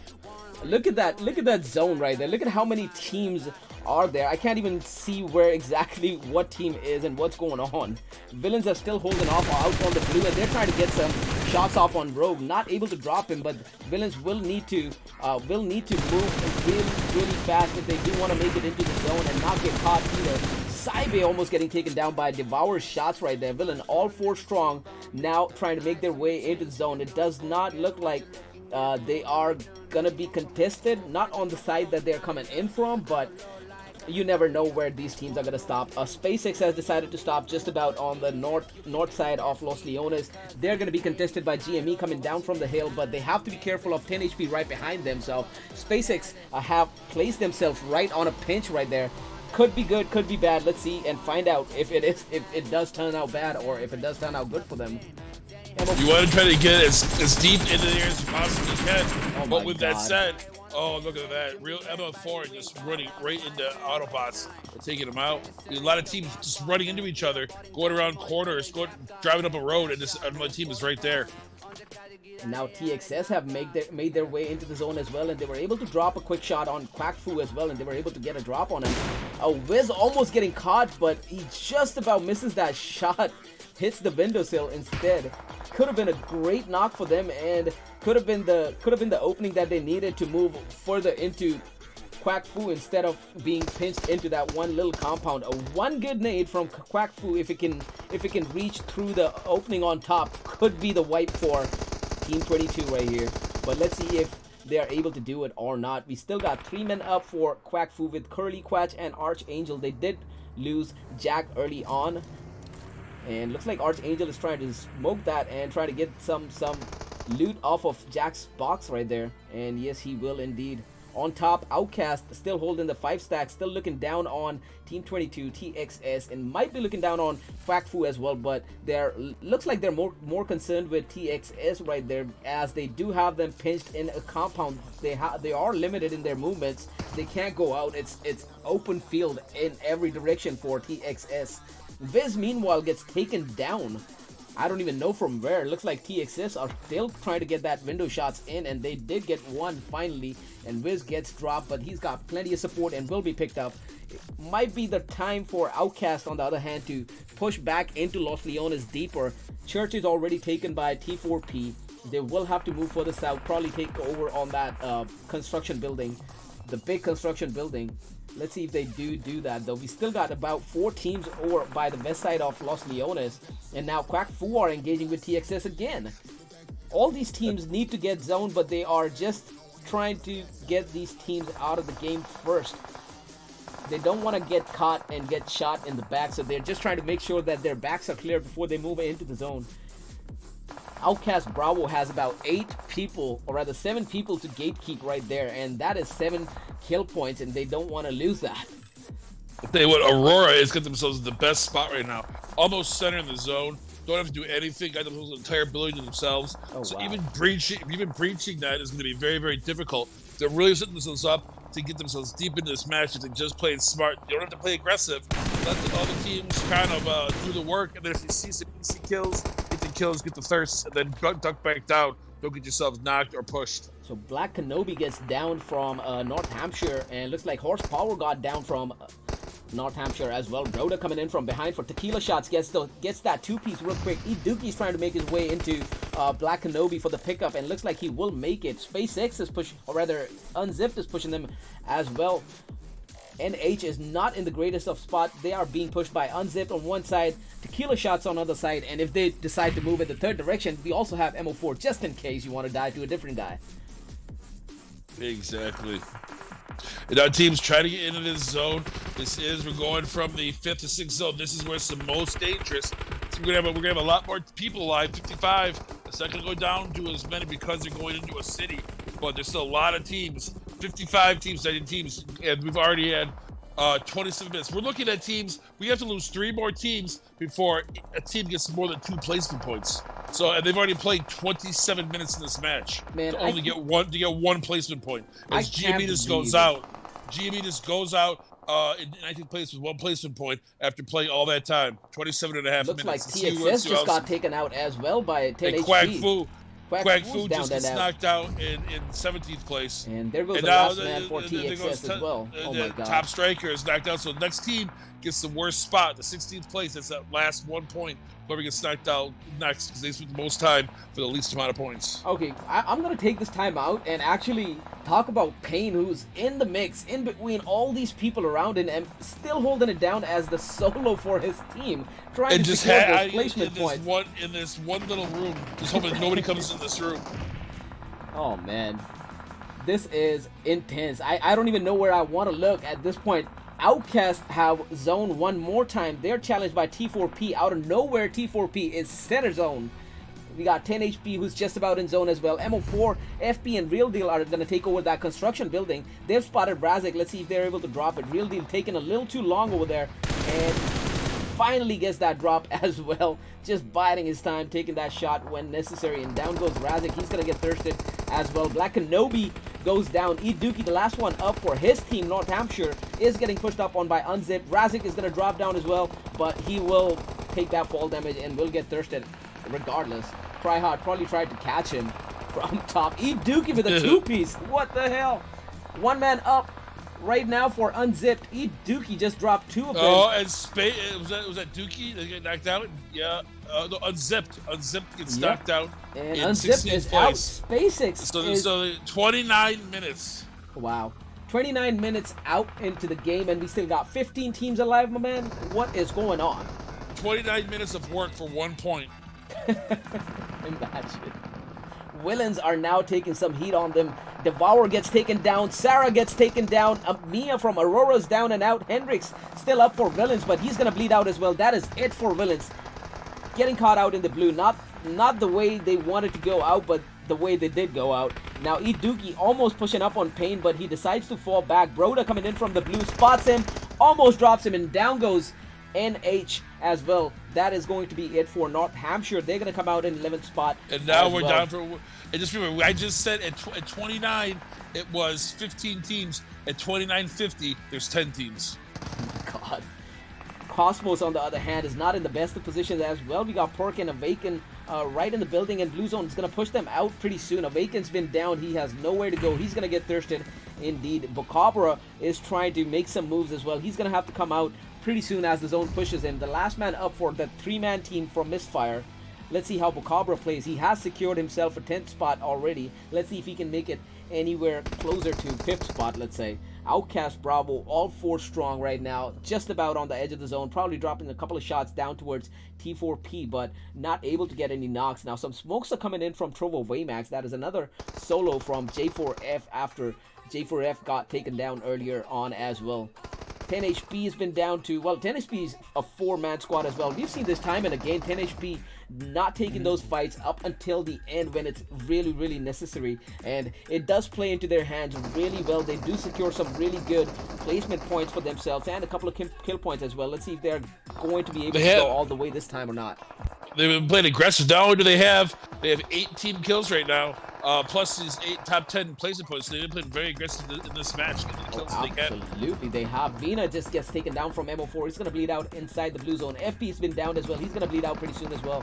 Real Deal trying to cross over. Was able to drop Dark J, but gets caught by J10 as he comes in to the zone. He's got an MK in hand with the red dot on. Let's see if he's able to drop those shots that when it is really, really needed. He is getting pushed up on right now. 10 HP Bliss is in the same room. Spicy is down for 10 HP. Prod's gonna bleed out for 10 HP as well. Real Deal, MO4 Black, Geo, and 10 HP Bliss, all in the same house, are trying to find some way to stay alive. T4P on the other hand, next door with 3-man team, and OUTcast are right behind them with all 4 up. And they're gonna be going up on Dembisi pretty soon. He is right next door. He was able to drop Samson down. Samson's down and out, and right now Lucky needs a heal off as soon as possible. He's got 2 members of T4P coming down on him. Let's see if they do decide to come down, or are they gonna hold off on that top floor and just let the other teams come in and get those kills off. And down goes Real Deal finally. 10 HP Bliss with the scar shots. Real Deal not able to make that MK count, not in that instant anyway. Down to the wire, we got 5 teams still alive. Of course, Geo and Lucky being the solos. We got a duo for 10 HP and T4P as well, but OUTcast Bravo team, all 4 up, looking the strongest in this game, but Goose gets taken down. Good shots coming in from Dodger, and Goldie will be the one who gets that drop. 2-piece for Goldie, back to back. Down goes Crispy, down goes Snuggles. Viz is the last one up. Will Goldie get the last one too? Let's see if he is able to get that last one and get a wipe off.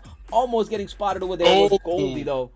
And finally, T4P gets knocked out, yeah. Yep, T4P is out. Down to a 3-man. It's a 2v1v1. Bliss gets spotted. It's a 1v1 essentially between Viz and Goldie. Let's see if Goldie's able to pull it off or not. Viz still just snaking, still holding his ground. He might get spotted. He's got to be really careful. Goldie is not able to spot him yet though. How not? Viz trying to nade it. A good nade might just get both of them. Viz almost gets taken down. That molly was almost on point. And now Wiz will get up with a... Oh my... Oh! What? No way! Oh, he was so low. He was down to like 30 HP and he was still able to get up, drop him down with a UMP, none other. God damn, Viz.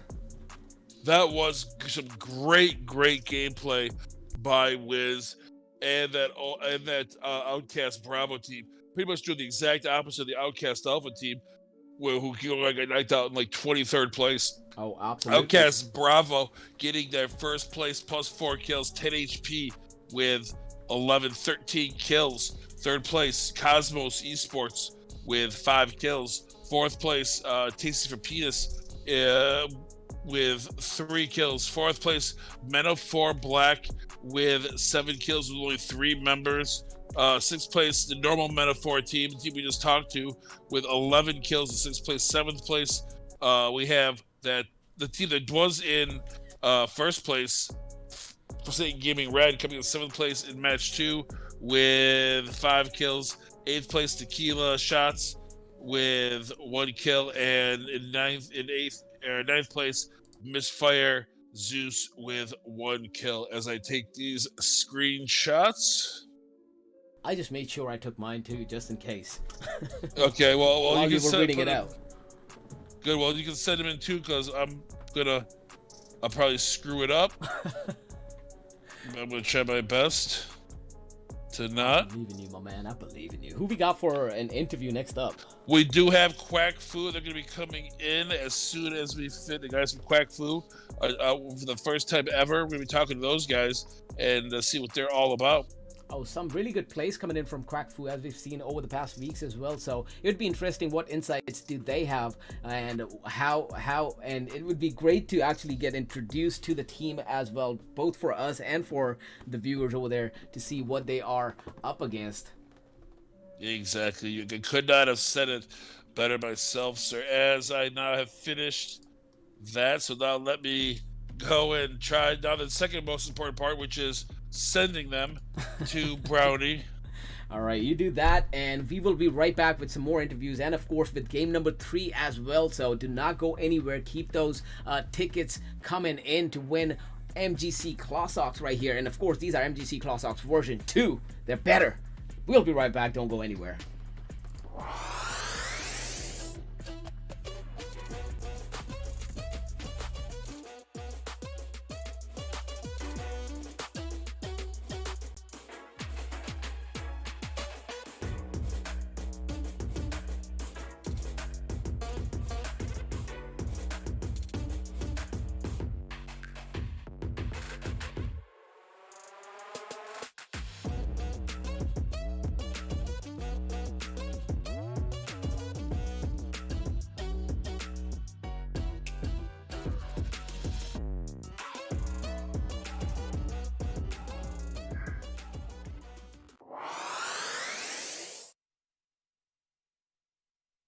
Well, here we are again, waiting for those interviews to start commencing. We got Misfire, Pickford. You already know Pickford.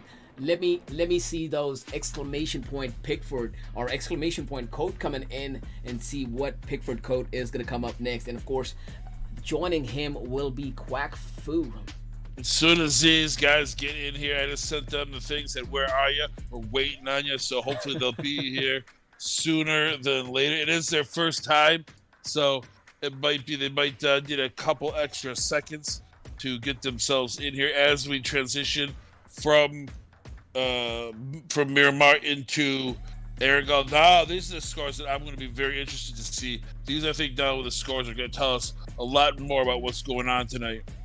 And as we say that, we have Quach and Jack from Quack Fu. So, gents, thank you very, very much for giving us your time.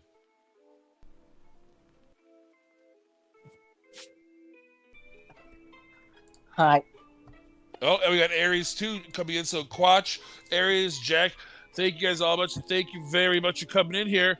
So, first of all, who is Quack Fu? Who's on the team, and where did you guys? How'd you guys form up?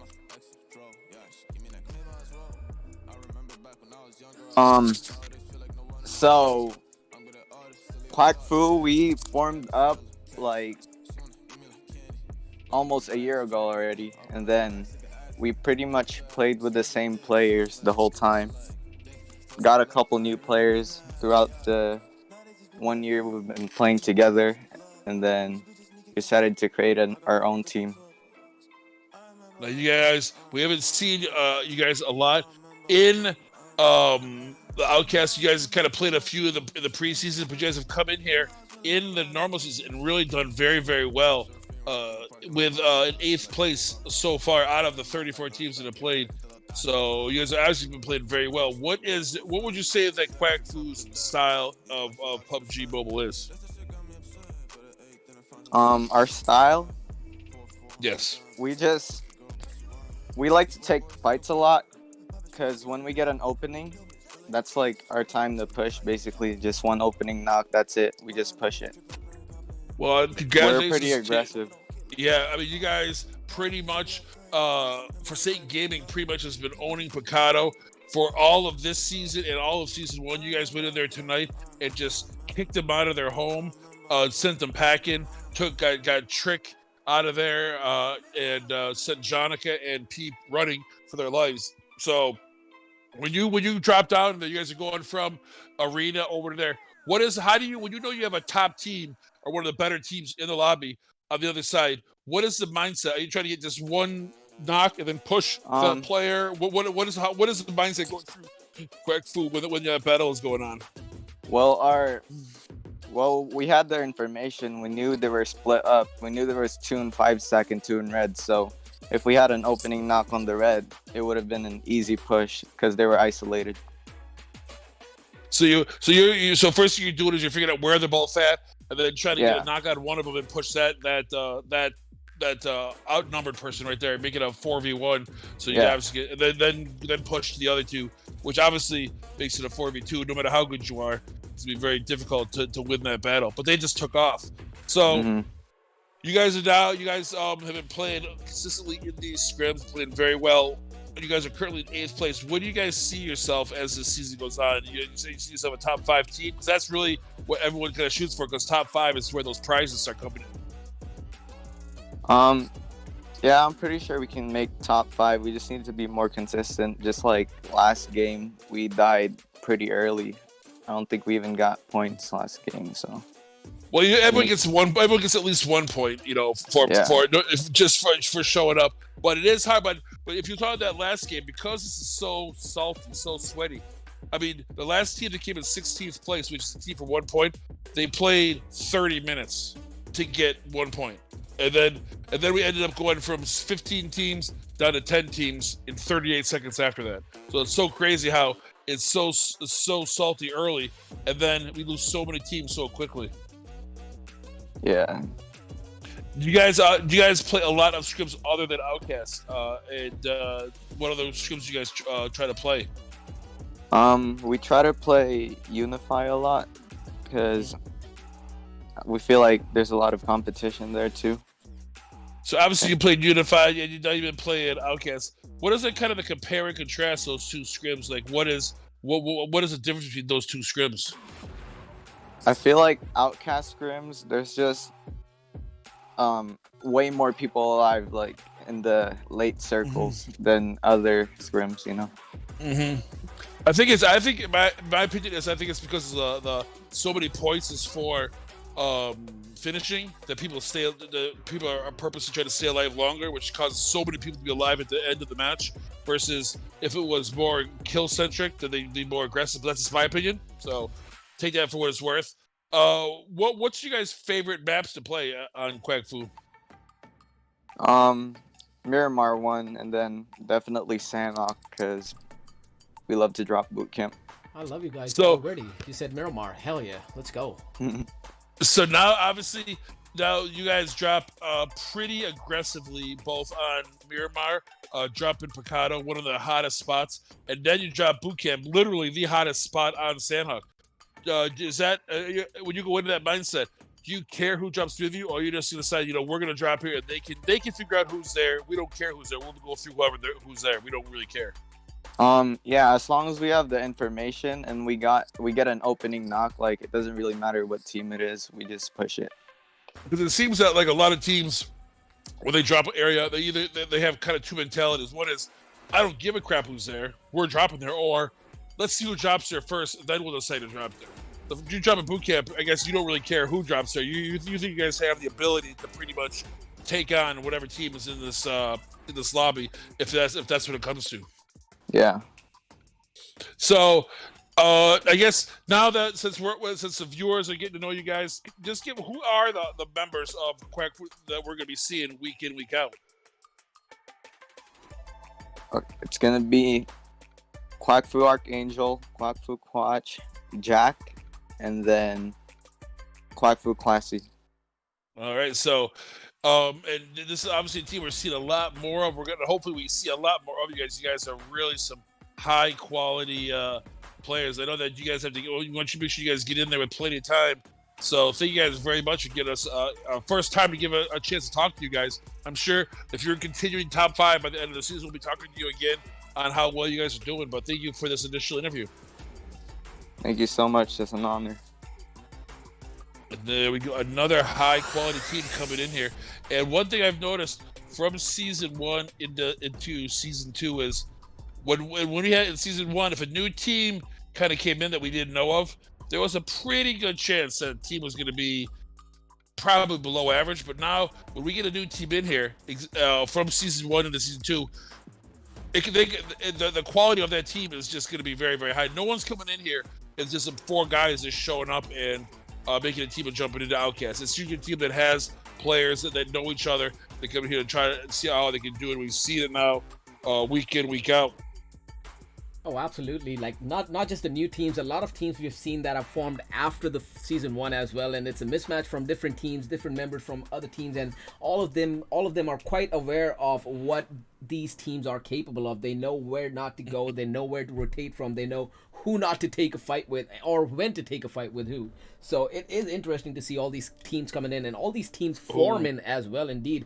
But speaking of that, we got scores updated after game number 2, and looks like Forsaken Gaming Red, thanks to Payne holding it off as a solo all the way till the end, are still on first place after 2 games. 21 kills for them, and 10 HP out of nowhere just comes up on second position, and they scored themselves another 21 kills as well. OUTcast Bravo with that win thanks to Wiz's UMP 45. They got that 3rd position after 2 games tonight.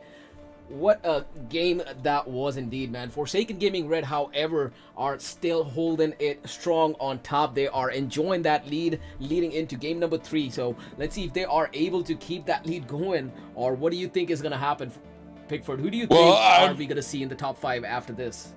Well, I think we're seeing teams that we don't normally see in the top 5. I mean, Forsaken Gaming Red, a new team, not even in the top 20 because they just haven't played enough matches. So if they do get the victory, that's going to obviously skyrocket them to at least top, like probably to around 11th or 12th place from nowhere, if not higher, if they get a first place 30 points. But if they get that's 30 points, it's not going to SpaceX or to somebody else. SpaceX in 4th place, well, seeing OUTcast Bravo, they're a good team. We haven't seen them this time. They're currently in 10th place. 10 HP is currently in 11th place. And Forsaken Gaming Great out of the top 20. SpaceX now is in 1st, and then Thirst for Points is in 3rd. So the 1st and 3rd team is in 4th and 5th. So and Nobody's Hero, a team also in the top 20, is right behind them. So we're getting a good mixture of teams that haven't been doing well versus teams that are in the top 5. Let's see after this match if that kind of straightens out and we see some of the better teams or the teams with the higher ranking move up higher, and some of the teams that we haven't seen as much move down, or we'll continue to see these new teams play very well and sit at the top of the scoreboard. Oh, absolutely. Like looking at the scoreboard right now, the top 2 teams have 61 and 57 points after 2 games. After that, it's 38, 35, 31, 29, 28. So a lot of difference between that 2nd and 3rd position spot. But after that, you'd look at the 10 teams after the 2nd position from 21 to 38 points. Within let's say 15 points the lead, or 15 points difference between all these teams. It's going to be interesting to see how this game plays off. Of course, being Sandhawk, no one's going to be complaining about loot anymore. Everyone's going to be looted up wherever they drop. What do you think is going to be the best drop this time? Of course, now what I like to do is in a huge thing of 96 teams, I like to drop right behind Camp Alpha. T4P is gonna drop there, but I'm looking at behind Camp Bravo or Ben Tai behind Camp Charlie, going down there, looting up, and then you can either take a boat left or right, or you can then rotate up into Camp Charlie to see if anybody's there. But right now, if I was gonna jump, I'd either jump Ben Tai or jump to Cave. Oh, those are the 2 places I think that you can probably get, because with 96 people, it's not so much where you drop it, you have to drop and get a weapon immediately, because there's going to be another team right by you, most likely. Oh, more than likely, indeed. Sandhawk being a small map, there's literally nowhere you can go, and you won't have teams, especially when you have a 24-team lobby with 96 people playing in it. There's Pretty much, literally nowhere you can go. pretty much any team from 6 to 15, if they win, they're going to find themselves top 3 after this match. They absolutely can, and the drops are coming off. And just like you said, T4P is just about on the west side of Camp Alpha, taking those edge compounds, getting that split drop going. GME Ghost apparently looks like he's gonna be challenging a drop, but now he looks at those 3 men coming in, and looks like, oh, he made it first, and Dodger is still challenging it. This is gonna be interesting. I don't think Dodger should have challenged it after he saw Ghost land it already, and now barely coming in is Dodger, and he's gonna come down on a looted up. And he's like way late, but he did jump far away from Ghost. Now Ghost, it was a top 10 killer from season 1, so he's no joke. Oh my God. Dodger is currently a top 10 killer from this season. So I have to see, and I don't even know if Ghost doesn't even have a gun though yet. He just has a pad. He was not able to get a gun so far, but now he does have. He has a mutant. Oh, and he puts it right on. He does get that drop on though. Good shots. I thought Dodger was going to be able to drop him down with that AK, but Ghost on top of things and will be able to get that first knock and thirst for sure. And that's obviously a huge loss for T4P for Dodger to get knocked out. Pretty much. Oh my God, what a save though. Ghost gets taken down. What? Where did he come from? Zeno coming in clutch. Look at that. He's gonna take Ghost out, come in and pick up Dodger as well. And where Ghost is Zeno? Where is wow? He's in there. He's already made it in there. I mean, Ghost had the opportunity. He ran around the room before he tried to shoot him. I don't know why he did that. If he had thirsted him right away, he could have killed him. He didn't do it. Now it cost him that kill, and it costs the rest of us to have to deal with Dodger for that much longer. Zeno with that clutch though. Wow. Oh my God! I was what not a clutch that. play by Zeno. Please, wow. please but clip now that here if you comes can. Savage. But now, yeah, clip that. Savage and Michael are now showing up. But now it looks like Dodger and Zeno, they might be trying to beat feet out of there. Maybe not. I can't really tell. Zeno did back up. Smiley has backed up, and the and where's the? Smiley was way behind anyway. Like he dropped closer to Cap Alpha on top by that sniper tower, and Zeno. And they only jumped in. They only jumped in with 3 players. So if Dodger got knocked right there, that would have been a huge loss. Would have put on only 2 people. But Zeno was not about to take it, and Stanky gets dropped again. Zeno with the shots one more time. What are you doing, Zeno? And Savage gets spotted. Oh my God, Zeno is making work of GME right now, just running around them in circles. And Stanky's gonna go down. Savage is looking like he's about to peek that edge again. Zeno might just catch him again, but no, he won't. And Michael almost getting dropped, though. Dodger's gonna make that move in. They're both right outside, Michael and Savage. They are bunched up together, so that is probably not the best of the plays in my opinion, because if a person's shooting at you and they miss their shots, they're gonna hit you otherwise. And while I say that, Dodger is able to drop both of them down in quick succession, and that is going to be it for GME. From being almost 4v2 to getting wiped by a 3-man squad, that is not how they wanted to start this game 3 at all. No, not at all. That was very tough. That was tough indeed. On the other hand, we got Quack Fu still inside the boot camp. They have dropped in the north side warehouses. On the other hand, we have J4F complete control of all of boot camp, and they're looking straight down towards Quack Fu with, of course, Hacks and Jerry taking that north side compounds. It doesn't look like Quack Fu is able to, or is going to be able to make that push in, and they're going to choose to go back into the coastline, probably rotate around it. They can't go all the way back, so they will have to come down towards the Al Compound and Painan. Maybe if HyperX is able to go all the way around, he might be able to spot Hacks and Jerry as well. He is around there. Delusion's been spotted, but I don't think HyperX saw him. I just saw him on HyperX's scope. Delusion's right outside, right there by the broken vehicle. Come on, HyperX, you can see him. Nope, he can't. Never mind then.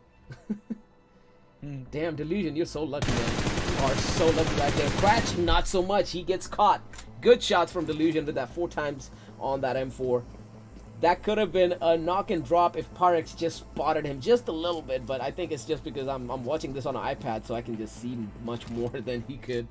But on the other hand, down in Painan, looks like Forsaken Gaming. Well, we know Painan is Forsaken Gaming's favorite drop in Sandhawk, but they are being challenged by OUTcast Alpha this time, and OUTcast Alpha were 3 men down already.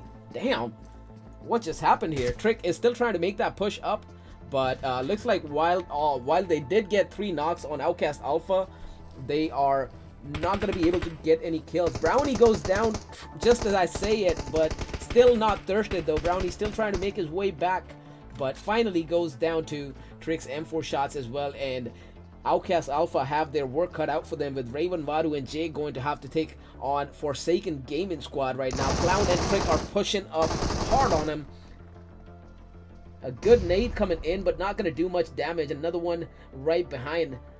Clown and Trick are being super aggressive right now. Clown already going all the way in. He's got to be careful coming in right now because none of the teams are all the way close. Trick with those shots from a distance though damages him, and Clown is able to drop him down, and down and out goes Raven as well. Clown, however, was taken down by Jay's M7 shots. Jay trying to jump out of the building but gets caught by Gold from a distance. Vadu, the last one up, still trying to heal up with those bandages, and he gets dropped by Gold from outside. That is going to be it for OUTcast Alpha. Forsaken Gaming with a quick aggressive push, and we're able to clean wipe them easy. And speaking of OUTcast Alpha, if you go down to the south of the island where C-Dab is, he is currently doing his routine where he jumps and gets a nice suntan. This time he was nice enough to take off his clothes. He's in his bikini on top of that rock, getting a nice suntan as he opened up the room. So now the sun's really coming out because he just went to the blue zone. Damn you, C-Dub. Damn you, C-Dub. What else is happening? J4F is moving out of boot camp. They might be able to spot Quack Fu coming out as well, but Quack Fu looks like they just got aware of that position from J4F, and they're gonna stop dead in their tracks and gonna try to reassess that situation. Looks like they're trying to swim across for some reason. Not the greatest of ideas with J4F on one coast and Villains on other. I mean, but let's see how that turns out regardless. Hendrix is trying to swim across into the L compound as well. If he makes it there first, it is gonna be... What is going on with Hendrix though? Are you okay, dude? Okay, now it's okay. he was flipping out a little bit. I'm not sure what just happened, but all right. So Hendrix will make it across first, but I don't think he is still aware of Quack Fu swimming across either, and he's gonna go into the compounds, try to get some hard cover. Not looking down towards Quack Fu at all right now. Unite Jack is able to cross over easy, but finally gets taken out by Kings, who held back just for this as the rest of the team moved ahead. He was holding back just to get an angle off. Quatch is gonna get caught as well, but is not getting dropped, not this time. Hendrix is pushing up right behind. He just about spots Quatch, but he will be able to get to safety for the time being anyway. Devour on a white flank will be able to spot some movements from J4F as well. Shots exchanged between the two right now. Devour goes down. Delusion almost going down as well, but he is still up. Devour needs a pickup fast. He needs to fall into cover. Hendrix is trying to make those moves and trying to get into get in closer to Devour to get that pickup off, but he has got to be real quick. Devour making it kind of easy, pushing back into some hard cover behind that rock, so he will definitely get picked up. On the other hand, Hax goes down for J4F, but Quatch is knocked and thirsted by Delusion as well. Quatch, the other members of Quatch, however, we still got not Pyrex up, and he has made his way all the way across, dropped Devour down just as he got picked up, but it's not going to be able to do much damage either because Hendrix is still up and he is still going for that pickup again. Pyrex, on the other hand, I don't think that was the smartest move crossing over. Even if you are losing members, I would rather just go all the way to the bridge and try to stay inside the zone, because now you got to move into zone and eventually you'll have to cross it as well. This game is a lot more high speed than Miramar, which we're not going to have 15 teams or 16 teams with 30 minutes left. Not at this rate. This place is just going off. Oh, it is indeed. I wasn't expecting to have the similar kind of turnout of events as the Miramar game, simply because, well, those hard drops in Miramar, where the cities are quite big, are quite different from hard drops in Sandhawk, where cities are smaller. There are way more angles to work with, and there are very more cities to go to. So it was never going to be 96 like people in this map, as you know, it's going to be going. It's going to be action packed. Like first 10 minutes, we already lost 40 members. I haven't seen that in any other maps. No way. And you have to have your head on a swivel because this guy's getting hit by like 4 different teams at once. Absolutely. Delusion jumps over, drops Sarah down. Delusion had almost no health, but he didn't care at all, and he goes out to get that wipe off on Villains as well, so Villains are going to come out in 17th position. Pyrex getting spotted one more time. Jerry this time with the shots. And looks like Pyrex is going to be held off for a while across the river. J4F. Oh no, he's not. He peaked a little too hard for no absolute reason. Why would you do that? And down goes Pyrex. Jerry with those final shots on. Huge FPP mistake. That's something Prime doesn't play a lot of FPP. You can't be peeking like that because you're gonna get your head taken completely off. That is absolutely right. Like, it is probably what it is. Like, you just try to look a little too hard, and it doesn't take a lot to drop you when it's just the head showing, you know. Like, yeah, you almost think it's TPP, so you're trying to get a little TPP look. And if it's not, it's FPP, and they see it, and then you're done. Yep. So a lot of teams are still on the edge, though. I mean, 10 HP was going to be on the edge, and they're going to hold off until the very last, until it is absolutely necessary for them to engage into a fight. So we are probably... They love not chem down there. They love it. 10 HP loves it down there. They sure do. I am actually waiting to see if they are going to take the boat. No, they're not. They don't need to. They have that island on them. Fat Boy almost getting caught. Rogue getting spotted as well. And finally, Real Deal hitting those. Down goes Rogue. Yeah. Fat Boy, Jake, and Rain are the 3 men up, and Fat Boy is trying to make his way in towards Rogue to get that pickup off, and he will make it indeed. MO4 BBC with a flank, however, is probably going to be able to spot Rain and Rogue as well. Let's see if he does, though. MO4's Vina and Real Deal both getting lit up. Those shots, though, almost getting caught out there. Real Deal might not be able to make it. They're going to bandage up a little bit. Oh, he just about does make that hit off in time. That was absolutely close. And down he goes. Then he gets knocked anyway. Indeed. I don't know why he kept moving forward. He could have used the shack as cover and probably went around it like BBC did. And here goes BBC all the way across inside the zone. Gets a drop on Fat Boy as well. Rogue gets picked up by Reigns. Or rather, Reigns get picked up by Rogue. Jake on a flank, though, on top, is able to drop some great shots down. That Overwatch position is coming into play for Autobots right there. BBC will have to fall back, reassess, and probably try to get a better position than one rock for cover. They are all outside the zone. They all have to cross over through Painan. And BBC, on the other hand, spotting Dembusy on top as well. I mean, even if you did spot them, now you just got yourself in a pinch, BBC. You just let them know. You don't know right where you're at, so now you're caught between two teams. Yeah, they were just going to rotate. And it looks like they are going to continue to rotate. Actually, they don't want to take this fight for some reason. Maybe that is the smarter move to do. I wouldn't know. I'm not playing. I probably would take it. Like, once they pop a shot at me and I know exactly where they're at, I would probably pop a couple as well before I move. I got the upper hand. I got the high ground. And I have no one contesting across Painan. And they're going to drive straight through. Like, literally no team in Painan. I was not expecting that. But, okay. Down by the south side, however, we got MOW right now, who is engaging with MO4 Black Team. Elma Mott's down, Dark J's down, Scarface and Beanbag are still up. Wasn't Scarface playing with MO4 main team earlier? I think so, yes. I believe so. Well, let's see how this turns out. We got OUTcast Bravo coming in. He's moved over to MO4 Black. Right. Mid-match, mid-scrim. I don't know. I mean, if he's listed as a sub in both teams, why not, right? Yeah, the way it works is that OUTcast does allow you to switch teams in both by scrim and by match, as long as you have the same tag. Yep. And, oh my god, MO4 Black will get taken down. Just as I was saying that OUTcast Bravo might be pulling up on MO4 pretty soon, they get taken out by MOW regardless. And now we're going to have to look at OUTcast Bravo trying to get a wipe off on MOW as well. Achi and Shadow trying to move in closer to Doa right now. They are, it looks like, down one member. Eddie did get taken down early on, so they will have to be careful regardless if they are able to drop MO4 Black down or not. It is going to be a hard fight ahead. 11 teams alive, 38 people still alive in this match as we look at P4, or rather play zone third, about to shift again, going into P4 and P5. We're going to be looking at center zone. We have J4F who just spots Glitchy and drops him down. Glitchy is out, and last one up is going to be Hala, who is pinched between both J4F and SpaceX. Hala's got to be so careful of her moves right now. A good nade from, I don't even know where from. Did Hala just try to nade herself? Because that was danger close to her. What just happened there? J4F gets caught by Arabic Boys on a distance, and Hacks goes down. Good shots coming in.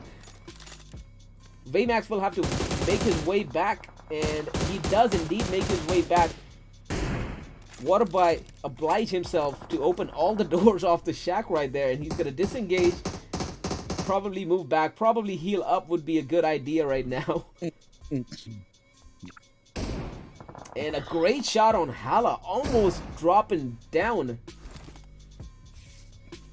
MSK Jordan coming into the picture from Forsaken Gaming red team as well. SpaceX still holding the compound, not making a lot of moves. Daddy Goto on top, formerly known as Lagotu, on top, providing that overwatch for his team, trying to see if any other pushes are coming in from any other directions, and he's doing a pretty good job holding it off on his own with T4P on the side, still not engaging, but they're going to be coming in pretty soon from the west northwest side of the map as well. Hala somehow is still up for the team though. SpaceX right now probably planning to gatekeep both J4F and T4P coming inside the zone. Lagodu is trying to get some eyes down on the west side, and looks like he just spotted Hala instead. Drops a couple of shots, a couple of single taps, and is going to disengage, fall back, try to look around, see if anyone's pushing up on the team, and let the team know. You know, all these teams have to still get into this zone. They're all outside. Well, a lot of teams are outside trying to push in, and there's not a lot of houses or compounds in here, except for down in the south. Meanwhile, looks like MO4 got caught out in the blue zone, and looks like they have been wiped as well, have they though? Yes, MOW, my bad. MOW will come out as well, and right now we got Forsaken Gaming red one more time engaging. Jordan dropping some shots. He gets one tap and disengages instantly. Good moves and good reflexes from Jordan right there. Vena has been dropped as well. BBC will have to make his way out in the open to get that pickup, or Vena will have to crawl all the way back to get picked up. OUTcast Bravo on the other hand are getting lit up as well. Forsaken Gaming working a 2-2 split right here with all four up. U-Turn and Pain on one hand. We got rather U-Turn and Jordan on one hand. We got Pain and Jonica on the other, or rather Pain and Zero on the other. Right now, looks like U-Turn just turns around and spots Slingshot out in the open, almost dropping him down. Both Jordan and U-Turns are firing at him relentlessly. Hala finally gets dropped, and Aurora is going to come out as well. SpaceX getting that kill off. Slingshot gets taken down by U-Turn after all.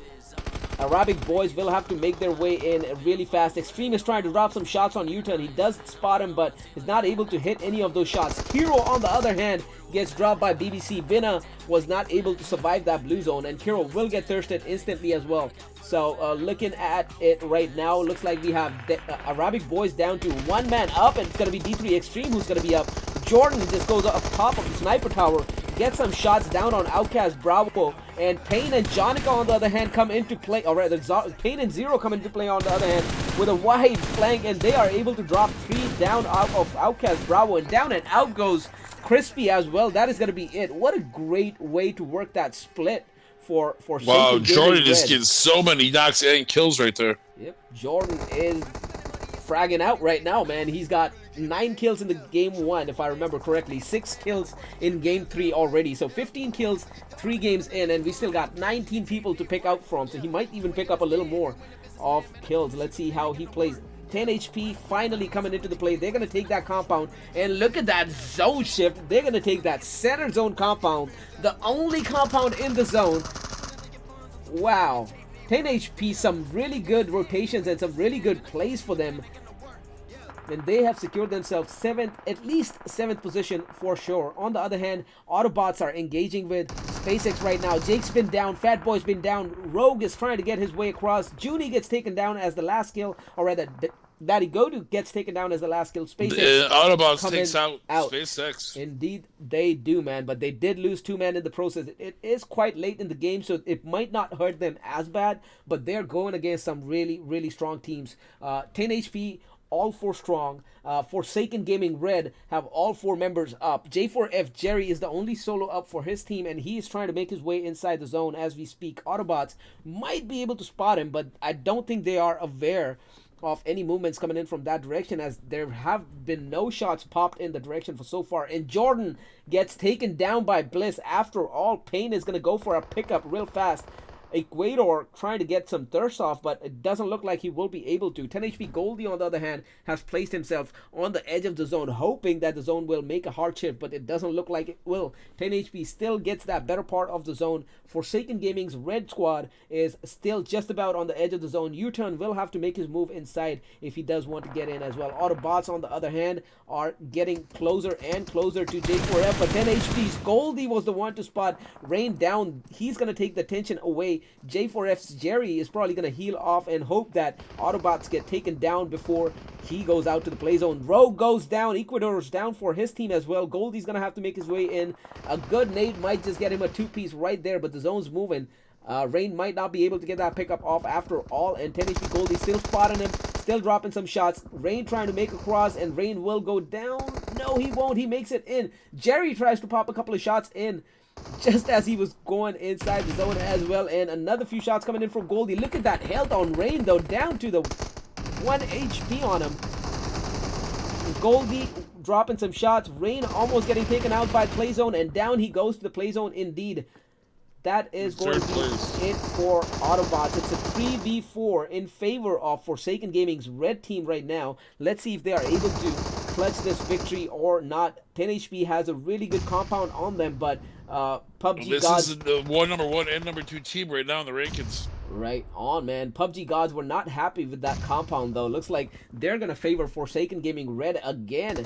And Jordan and Payne are both inside zone. Zero and U-turn are holding 10 HP off, trying to engage them as much as possible without getting knocked. If they get knocked, this split is probably not going to work. But Jordan spots Goldie trying to get his, trying to make his way into the zone, and he is dropped again, and the push is on. That one drop was probably all it needed. Zero with a great nade coming inside, or rather great molly coming inside. Prod gets taken down on a distance as well. U-turn is pushing up on 10 HP's Bliss right now. Bliss, the last one up, is trying to get some shots in. Jordan goes down. Zero goes down. Or rather, Payne goes down as well. Zero is still around. Let's see if Bliss is going to able to do anything. Zone hit her a little too much. Or rather, Zone hit him a little too much. And he was almost down to about 5% health anyway. But Forsaken Gaming red clutching that victory again. And another 16 kills for the team. They are popping off tonight. Another 46 points for them. Forsaken Gaming, another 46 points. Going to just increase their lead with... Just dominating 16 kills. Second place, 10 HP. The team currently in second place, but only 1 kill in that match. Third place, Autobots. And we said what team's going to come in from on the second page and have a good match. Looks like Autobots is that team with 8 kills just for fun in fourth place with 8 kills. Mena 4 standard team in fifth place with 11 kills. SpaceX in sixth place with 10 kills. Seventh place, Tasty for P in seventh place with 5 kills. And in eighth place, we have the Embassy with 3 kills. Man, as I make sure to take these photos. I do not know if Homeboy was able to get access. He had to join the Discord so that Brady could give him access. I don't know if that happened. Oh yeah, let me see if I can find out though. Jordan with another 8 piece for him though. Like from what I remember in game 1 and game 3 now, he already has accumulated himself 17 kills. I don't even know how many he got in game 2. It was like, yeah, that looks like right on that's like some scores of Frag of the Night scores right there. Yeah, they are, man. 3, or rather just the 2 games, counting just game 1 and game 3. He already has 17, which is probably top 3 anyway. Oh, it's got to be. It has to be indeed, but because we are not even counting game 2 scores yet, I don't even remember how many kills he got. He did get taken down earlier, and Payne was the one who held it off for his team and scored those placement points to still be in the front page on the top after game 2 and probably after game 3 as well with this win. As I finish up these photos. No rush, no rush. I do want to find out from Brownie or C-Dub or whoever right now, though, if we are going to have another interview right after. But with that said, I will be right back, and Pickford will be right back with some more info. If we don't have an interview, we'll have to get Brownie, and I need to ask the man a couple of questions. Ooh, well, he will definitely be here at the very end if he doesn't come in now. Yep, I think C-Dub knows what I'm about to ask him, so we'll see how that goes. Anyway, so with that said, with Game 3 out of the way, we are just about waiting for last game, and we will be right back with the fourth one as well, and I hope it's gonna be just as intense. Probably not see that less number of teams in the final zones like we did see now. We saw like 40 people dropping out in the first two zones, which is unheard of mostly, but it's a Sandhawk match, so that kind of makes sense. But again, we will be right back with some more action-packed games in game number 4 of tonight's scrims.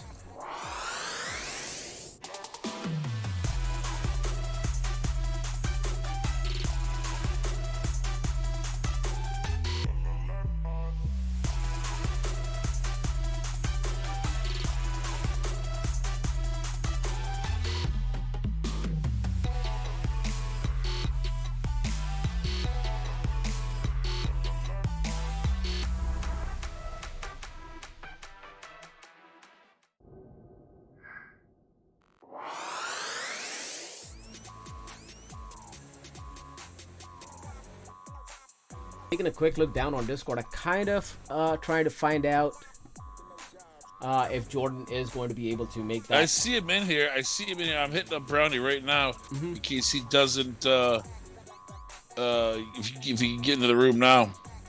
I'm trying to find Jordan as I just hit him up. I just hit Jordan up. I didn't find him in there. And he's like, "Where's my?" Where he goes? He has access. All right, so. Let's see if I can. I'm telling him right now. He's on chat.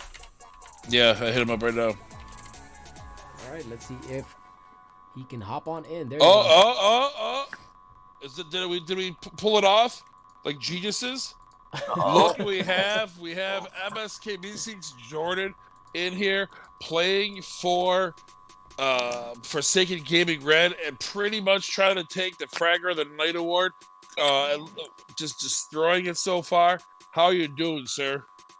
I'm doing good, bro. How about yourself? I am doing a lot better now that we got you in here. Thank you for piping up. Now that one of our interviews dropped out, you piped up and said, "Hey, get me in there. I got something to say." And you obviously have something to say in this field because you've been destroying so far today. Yeah, bro. I randomly got asked like last second to sub for Forsaken Gaming's other team, and then we won first game, and then we had like an unfortunate second game where we got caught outside the zone by a different team, and then I IGL'd last game as well, and then we just fucking smacked the first team and then won the game with a lot of kills. It was pretty fun playing with those guys. I guess so. And this is a team that we have not seen. We've seen Forsaken Gaming a lot, but this red team come in here and pretty much Forsaken Gaming being one of the better teams that we have in this season so far. They are currently, after 2 weeks, they are in 4th place. But you guys come in here and say, you know what? If you keep playing with Forsaken Red, this is going to be one of the better teams to deal with this season. Yeah, bro. Yeah, bro. Hey, So that's all it takes, my man do you is normally a man of play short for- words. You normally play for me season. Is this going to be something you're going to be doing more of, or is this just a one-off? Are we coming in here and seeing some greatness one time, and then are you disappear into the mist, never to be seen from again? Oh well, next Monday, if they ask me to play again, I'll probably play. I don't know, like when y'all do these, I love it. Yeah, but I'd love to play with these guys again. They're fun to play with, really good players as well. Well, it's Monday, Wednesday, and Fridays. Mondays is all FPP. Wednesdays is TPP, and Fridays is a mixture. But more importantly, this OUTcast Scrims has, I think, what is it, $5,000 prize pool total with all the prizes and everything added up. So it's huge. It's a huge both for weekly fraggers, daily fraggers, all around kill team, kill streaks. Potato of the Potato Award, which is a person who has the most games in a row without a kill. So everyone, there's all sorts of prizes, plus prizes for the top. I think it was like for like a bunch of gear and stuff for the top 5 teams. So yeah, it's a pretty big deal. But you know what we're doing? We love it when we have a guy we haven't seen before come in here and just frag out of nowhere. So and that's what you've been doing. So obviously you play for what your tag is. You play for Mises. Is that true? Is that what we're hearing? Sure. So do you play on any of their teams, or what is your duty on that team? Tell him, Jordan. I'm on their main comm team, and I'm their like entry fragger or whatever. We got down to PMCO. We didn't do as well as we wanted to this PMCO, but we got thrown together like last second, and we had like no synergy together. But we decided that we're all gonna stay a team and build synergy for next split, and hoping to do better. Well, obviously you know what you're doing coming in here and doing. And I did see one thing I like to see is I saw that you're able to play aggressive. Even though when you get knocked, you're not too far away, you're not too overextended. You can't get picked up again and get back in the battle quickly. A lot of people they overextend, get knocked, and then they're stuck on an island. I was watching your gameplay. Even when you do get knocked, you're still close enough that they can throw a smoke, get you back up. Yeah. I told them that we should try to stick together as much as possible, like in circle, because we don't know like where all the snakes will be. So when I got knocked originally, Payne was able to pick me up pretty much instantly, and then we got zone blessed and won the game because of it. So shout out to those guys for being able to listen really well and being really good. And usually on this team, this Forsaken Gaming team, is usually, I mean, we kind of give them a hard time because it's pretty much Trick and then 3 other players. But you pretty much taken all the players from this Forsaken Gaming team because we don't talk a lot. Zero, you turn those guys, and you guys are really clapping off tonight. Yeah, I'm hoping we can take a W last game too with a lot of kills and have a good overall night. That's what I'd like to hear. Looks like C-Dub's making the room, and like C-Dub, it's gonna be going back to Erangel. It's gonna be again another big room, probably at least 90 plus players.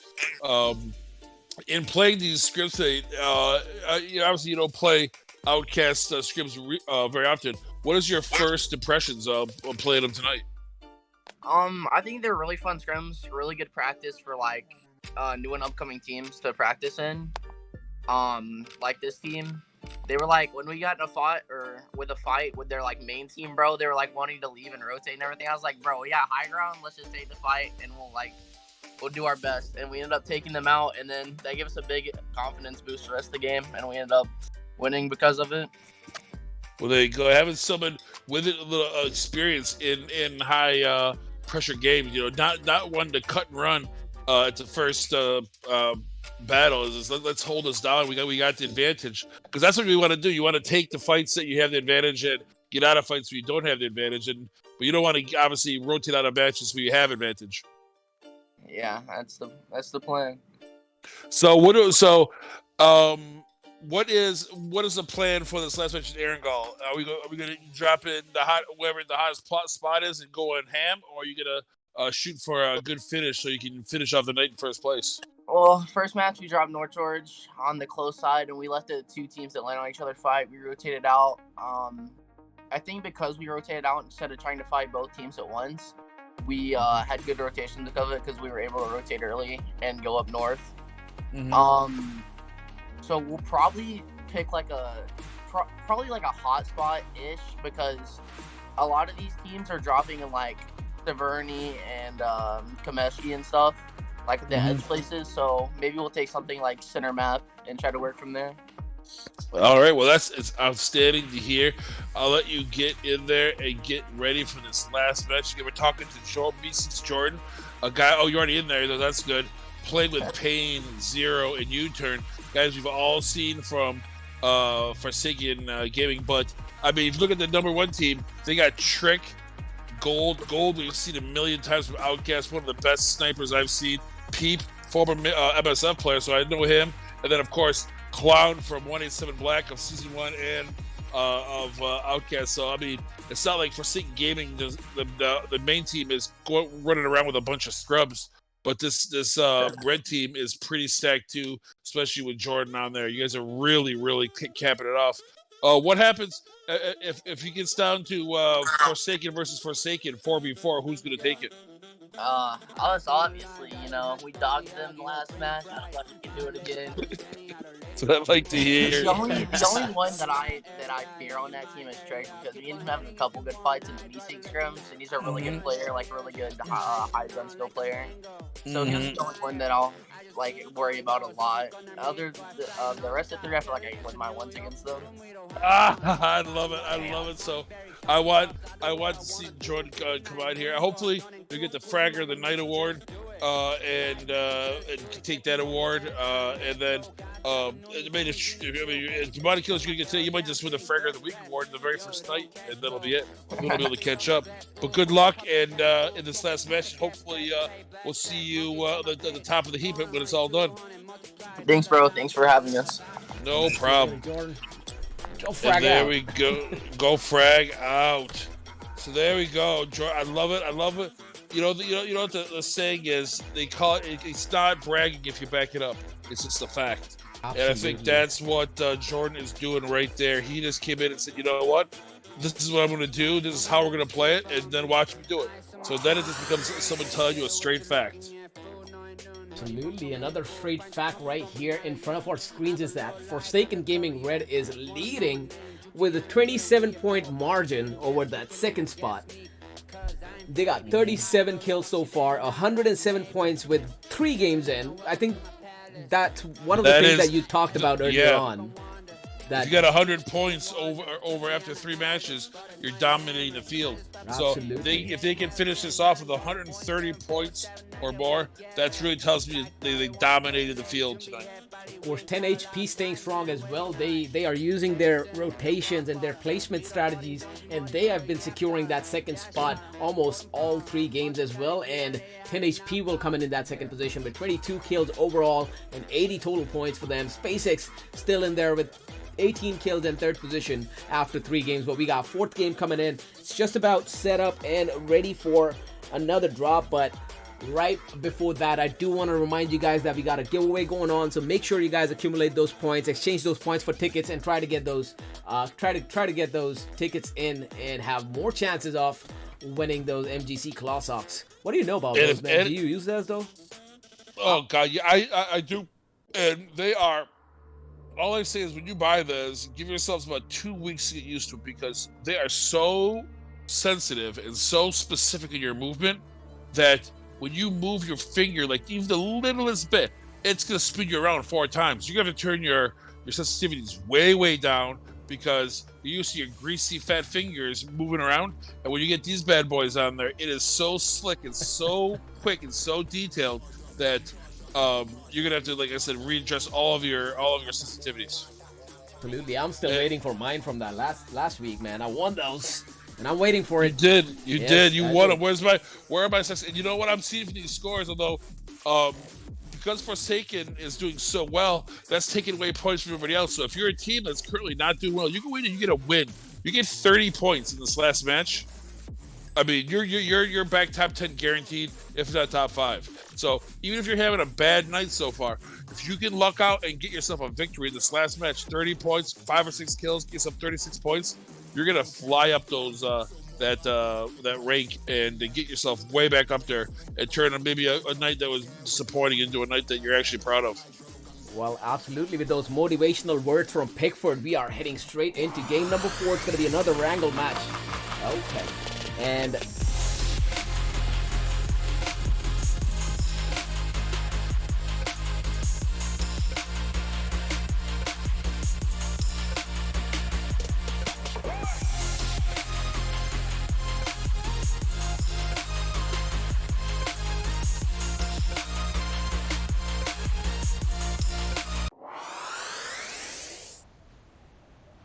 I mean, we know 10 HP loves those military drops, and this time they're not going to make it for sure unless they do go for that vehicle.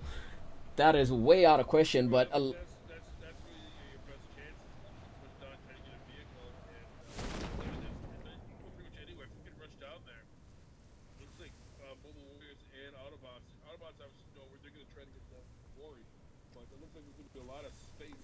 Pretty much anything south of Canyon, you can get yourself a vehicle. Either you're going to pretty much have to drive there directly. It really depends on are you going to be able to get a vehicle get in there. But Misfire Aries taking Watertown. How did Baby get knocked by Water? We got Misfire Aries and OUTcast Alpha in Watertown, really. I see. Yes, sir, they did, and they're going to lose too early on. Baby's going to go down. Rogue just got knocked as well. Raven coming in clutch. Rogue will get thirsted as well. Dabs is down on the other side. So last one up for Misfire. They just got beat on the drop, I think. Essentially, yes. I mean, I keep saying that a lot of times. Like, if you see a team landing in front of you and you know that they're going to beat you to the drop, just fall off. Like, try to get a different position, try to get away from them if you can, because even if it's a bad player or a good player, a good team or a bad team, if they got guns and you don't, you're dying, you know. It's all about them getting there first. Whoever jumped them, just they didn't get there as quickly as they wanted, and that's what's gonna cost this Aries team. Absolutely, because as soon as they hit the ground, they were hit by OUTcast Alpha.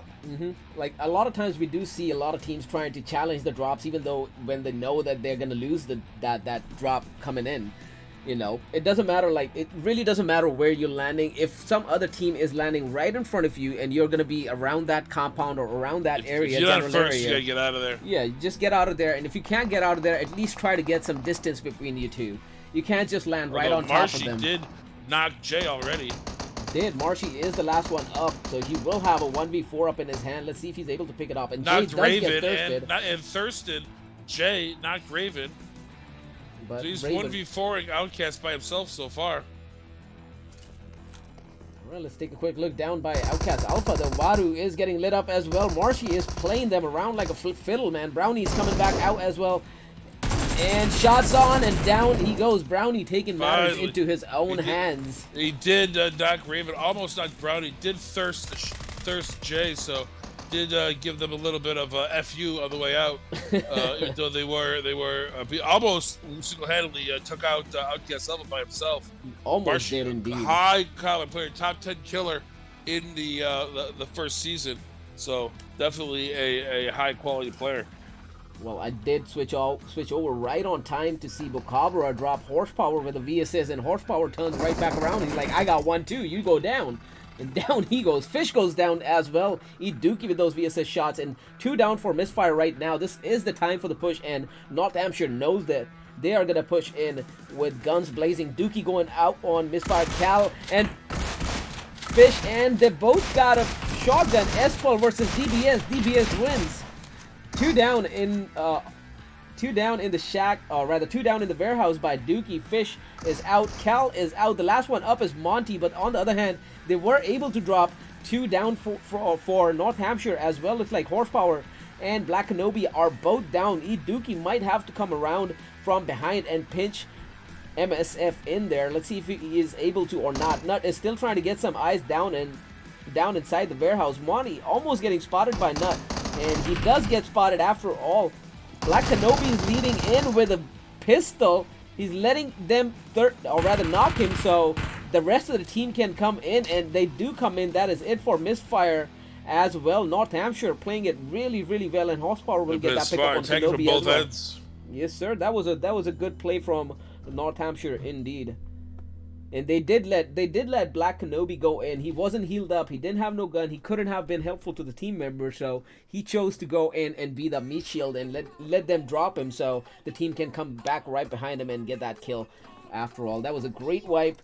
First team to go out. Misfire, not how they wanted to end tonight's scrims, but no, not at all. Taking a look back. But you know what? We'll be able to readapt and regroup and move forward to Wednesday. Absolutely, and they did. Like, again, we are looking at the same thing that we were talking about, though. That if Misfire knew that New Hampshire have the better drop in Nevoka, and you're just gonna land in the edge of that city with 3 warehouses, you're not gonna be looted up. Maybe 2 people will have a decent gun. Could have been a better option to just move out of there. Even getting a little bit of distance on that hill, they could have opted to go for the road back towards Milta Power and probably find a vehicle, got a better position, and still be alive in this game. But right here over by North George, however, we got MSK Jordan. Again, we just heard him in the interview telling you guys exactly what he was going to do, and looks like he is doing it indeed with that semi-hot drop in North George one more time. They did lose a member early on from across the road. Brad with that thirst and knock and thirst, and now Jordan is leading the charge, pushing up on Broken. He needs some support coming in right now. U-turn with a molly on top, not able to hit nothing, but that gas can did explode. Broken gets caught right as he was going out, but he's not dropped yet. He's low, but he's not dropped. He's down to about 5% health. Jordan comes right out, drops him, goes back inside. I'll take that. Says, don't worry, I'll finish you off, my guy. I got it. I got you. Brad, my guy, was almost able to catch Jordan too, but Jordan a little too quick for Brad right there. He probably wasn't expecting Jordan to come back out, like knowing that Brad has that angle. No one would push outside, especially jumping out on a wall, but Jordan is a different breed. Apparently he would jump on a wall to get does what he wants. Yep, he does indeed. It's his world, we're just living in it. It does feel like it right now, man. He's already got 17 kills and off. And one more over here, 18 kills in 3 games. I don't know what Miramar game was like. Anyone knows it? How many kills did I do not get? know. Oh, I would have to find out. I don't know how many kills he got. But anyway, right now, Brad's being pushed up on. Brad will be taken down. Easy. That's a 1v2 that he did not want up in his hands. But that team was a little too spread out, and they got picked off one after another. Not the best place to get that split drop going. Especially don't do it across the road, because North George is not really the place to go back and forth between the roads and cross over and back. So that split drop could have worked if they had the upper hand, but with that far split like they were, because Jordan, Payne, and U-turn came in all the way from back over on the west side, that tree right there by the road, where they got 2 members off the strikers as well. Anyway, taking a look back down inside the zone, looks like Dembasy has decided to move into Watertown, but OUTcast Alpha is already in there. And Dembasy will hold off the compound right next to the bridge, and OUTcast Alpha still trying to drop a couple of shots as they saw Extreme move over, but Slingshot holds back. He knows that the shots were popping in from Watertown, and he's going to wait for OUTcast Alpha to come out, pop their heads, drops a couple of shots in, goes back to the US. He's going to keep driving. He kept OUTcast Alpha at bay, exactly what he wanted to do, and bides some more time for his team to regroup. We'll allow his team to drive through there. They got some rounds on them, and then they jump back in, get out of there before they even know what happened. Good play over there, absolutely. But Waterboy is still a little too spread out from his team, and he does not want to get caught in that position. He's got a good spot, he's got a good ridge to work around with, but that ridge is visible from both sides, and either side, if it is occupied by a team, which is not surprisingly, he could have been taken down. Finally decides to go back to Rozak, regroup, and probably going to reassess. They are playing the edge of the zone. I've seen that over the time, that they are playing edge of the zone for the last few games, but they might have to change their strategy eventually, because coming into the next zone, it's going to be a really small zone, and we already have like 75 people alive, and I don't assume that we're going to look at a lot of people dying anytime soon either. Maybe going into next zone, we'll be looking at 60-65 people still alive though. And there's still plenty of room, because it's over 2 maps, or two islands, both down in military and up on the mainland. Still plenty of room for teams to rotate in. We have lost, what, 20 players so far. It looks like a lot more aggressive in this 4th match in Aragon than it was in the 1st. So I don't see a problem with most teams trying to rotate into the zone. Well, quite surprisingly, the Forsaken Gaming was allowed to cross over with no contest, and finally Peep gets spotted and dropped as well, just as I say it, and Peep will need a pickup fast. The team is not close. Clown and Trick are across by the gas station. Trick trying to make his way in. Gold is coming in as well, trying to get that pickup. Trick keeps driving. He's gonna go all the way around to the sniper tower, keep flanking on Autobots. Rain and Jake are coming in, and Rain is a her. Thank you for letting me know in the chat. I kept saying he, and they were like, it's a her. I'm like, okay, I'm sorry. Fat Boy gets dropped by Trick though. Good shots from Trick again to that flank, using quick use. Clown coming in right behind is able to complement Trick and his flanks as well, and Clown will catch a couple of shots down towards Rogue as well. Trick knows he's dropped him, and he sees the smoke. He knows there's at least one more person in there, and he pushes straight in. Clown, on the other hand, in the flank, gets caught by Autobots, and Jake now trying to make some way towards Clown as well. Gold will have to push up and get that pickup, or maybe Gold and Trick are going to hold off and Pete will go for the pickup. Yes, indeed he will. Trick keeps driving, goes back to the coast. It's going to go around the beach, probably come up behind Autobots if he can, but Autobots smartly enough are going to decide to back out of this engagement and go hard cover in Ferry Pier, and they're able to get there securely as well. All four up for both the teams, but Forsaken Gaming got to be careful in that position. They're out in the open and they might just get their heads clipped a little bit if Autobots are able to spot them. Jordan, on the other hand, is still fragging out. He just dropped another one. Now you're saying to take out Quack Fu. He's just going through those guys like a knife through hot butter.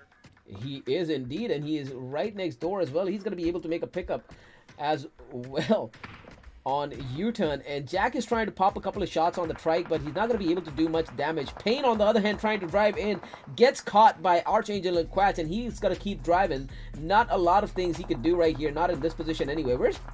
Where'd they go? Oh, they're still here. I'm like, what just happened? So Quatch is trying to close in on U-turn right now. U-turn might just be visible to Quatch over by that Hable. Now, I don't think they realize that Jordan and U-turn have moved back, because Quatch is still trying to nade that same Hable that they were behind closer to the trike, but U-turn probably will be able to spot that movement coming in as well. Archangel coming right back to support. Unite Jack gets lit up a little bit. Archangel now hears those DP shots and pops a couple, or comes closer towards U-turn. FG's Payne is coming right back and probably is going to be able to use that flank on Archangel pretty soon. Quackfu's Quatch, on the other hand, is also trying to get some ridge work over by the east side. Let's see if Forsaken Gaming's red team is able to make it out of here alive or not. They have been rotating quite well, using the ridges to their advantages perfectly right now. 72 people still alive as this zone just shifted again. I said 60-65, but looks like only 3 people died. Yep. Wow. 72 left. Yeah, it slowed down a little bit after a hectic start. It slowed right down into this now. I think second, third zone. It will be slow for a while unless these teams start catching some rotations. 10 HP has positioned themselves really, really well in that compound, just about northeast of West Side Bridge from Millie Base Island. Jordan almost getting spotted over there, almost getting caught though. Oh, yes. And he does get caught and he does get dropped. Jack from a distance was able to drop some shots through the smoke and hit them as well. But on the other hand, Quackfu also lost a member. Quatch is down and about to be thirsted, or even bleed out really. Archangel is trying to make some moves in, but he ran his way to that position, which means that he has to run his way back for Quatch. And obviously, he's not going to make it. Those guys losing Jordan is a huge loss. It is a huge loss, but we still got Payne and U-turn, and both of them are quite the players themselves. They can continue it, and they will have to play somewhat passive-aggressive here onwards, but let's see if they are able to hold it off over by the end as well or not. We still got 20 teams alive as we speak, and all the teams are trying to get some better positions as Aurora gets caught in a rotation as well. Kopiu's been down. Glitchy and Hala are way separated apart from each other, and they need to get that distance closer together, because right now as we speak, Hala will be getting pushed by Tequila Shots. On the other hand, Glitchy is getting pushed by North Hampshire. Not moving at all is Glitchy. Horsepower's down. Nut goes down. Glitchy with the DP horsepower almost getting thirsted right there. Wow. Glitchy is taking on NH all by herself right now. Red dot on that DP. Eat Dookie still not making a lot of moves over there. Not knowing exactly where Glitchy is. The third one down. Yes, it is. It's almost a wipe for Glitchy. Let's go. Black Kenobi, last one up, trying to make his way in by the ridge, trying to get some eyes down on Glitchy right now, but finally decides to go for Nut, and a nade is in. Is it a wipe? Is it a wipe? Is it a good nade? It is a good nade, but is it close enough? At least one gets taken down indeed. And Nut will be picked up. Black Kenobi now picking up Eat Dookie right now. And Mia finally decides to come in to support her. Glitchy gets another knock on Nut. Almost catches Dookie again. Black Kenobi's coming in on distance. Mia still a little too far from the team. And I don't know what Kenobi was shooting at. Oh, Glitchy, okay. And Mia finally comes in clutch and drops him down as well. Glitchy needs to get picked up instantly. Dookie coming in, and Dookie will take him down. And down goes North Hampshire as well. OUTcast Alpha coming in with a third party, just waiting their time, biding their time to let these two teams fight out, and they will take the winner of the battle anyway. And OUTcast Alpha on top of that fight, of course. It looks like they are all 4 strong. No, actually, no. Jay did get taken down early on. Now, right now, OUTcast Alpha have a good part of the zone over by the east side of the zone. Not a lot of teams are going to be pushing up on that side. Not a lot of teams are going to be probably rotating anywhere close, really. Pochinki is unoccupied, so OUTcast Alpha might be able to push up on Pochinki and get that church compound as well. That would be a good position to be in. Not too far inside the zone, but just far enough to be safe from the next shift. I guess they've set themselves up a nice little compound, not in a building, but got themselves some vehicles. They're now looting up, get themselves ready for this next zone that's going into the third zone. Still pretty early, 57 players still alive. A lot of players, a lot of work still to be done. Oh, it is indeed. 57 people alive as we speak, as Unzipped was able to get a quick knock on GME over by, well, it's not Gakka compound, but close to Gakka compound. I call it the Chopsticks compound, but it's not. So GME is in a pretty good spot. Not gonna lie. I call it Chopsticks too. Yeah. So in the Chopsticks bowl. Yeah, I like it. I like it. I think Chopsticks bowl could be that little dip over there by the that little bowl at the end of it.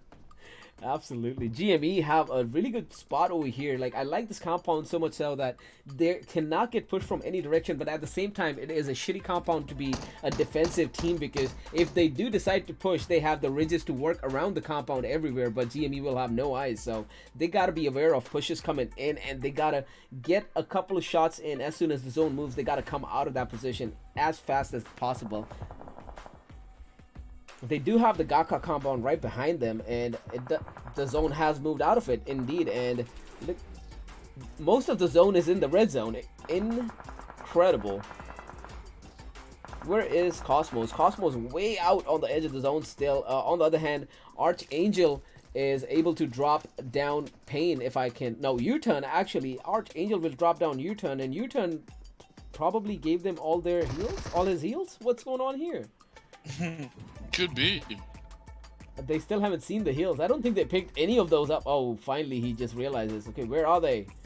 There they are. I'll take them. That's a smart move, actually. I'm not gonna lie. Good stuff. That's funny. Anyway, taking a look back over here by Villains, just as I come on in on Villains, looks like Devour able to drop a couple of shots down on Slingshot. Slingshot's down.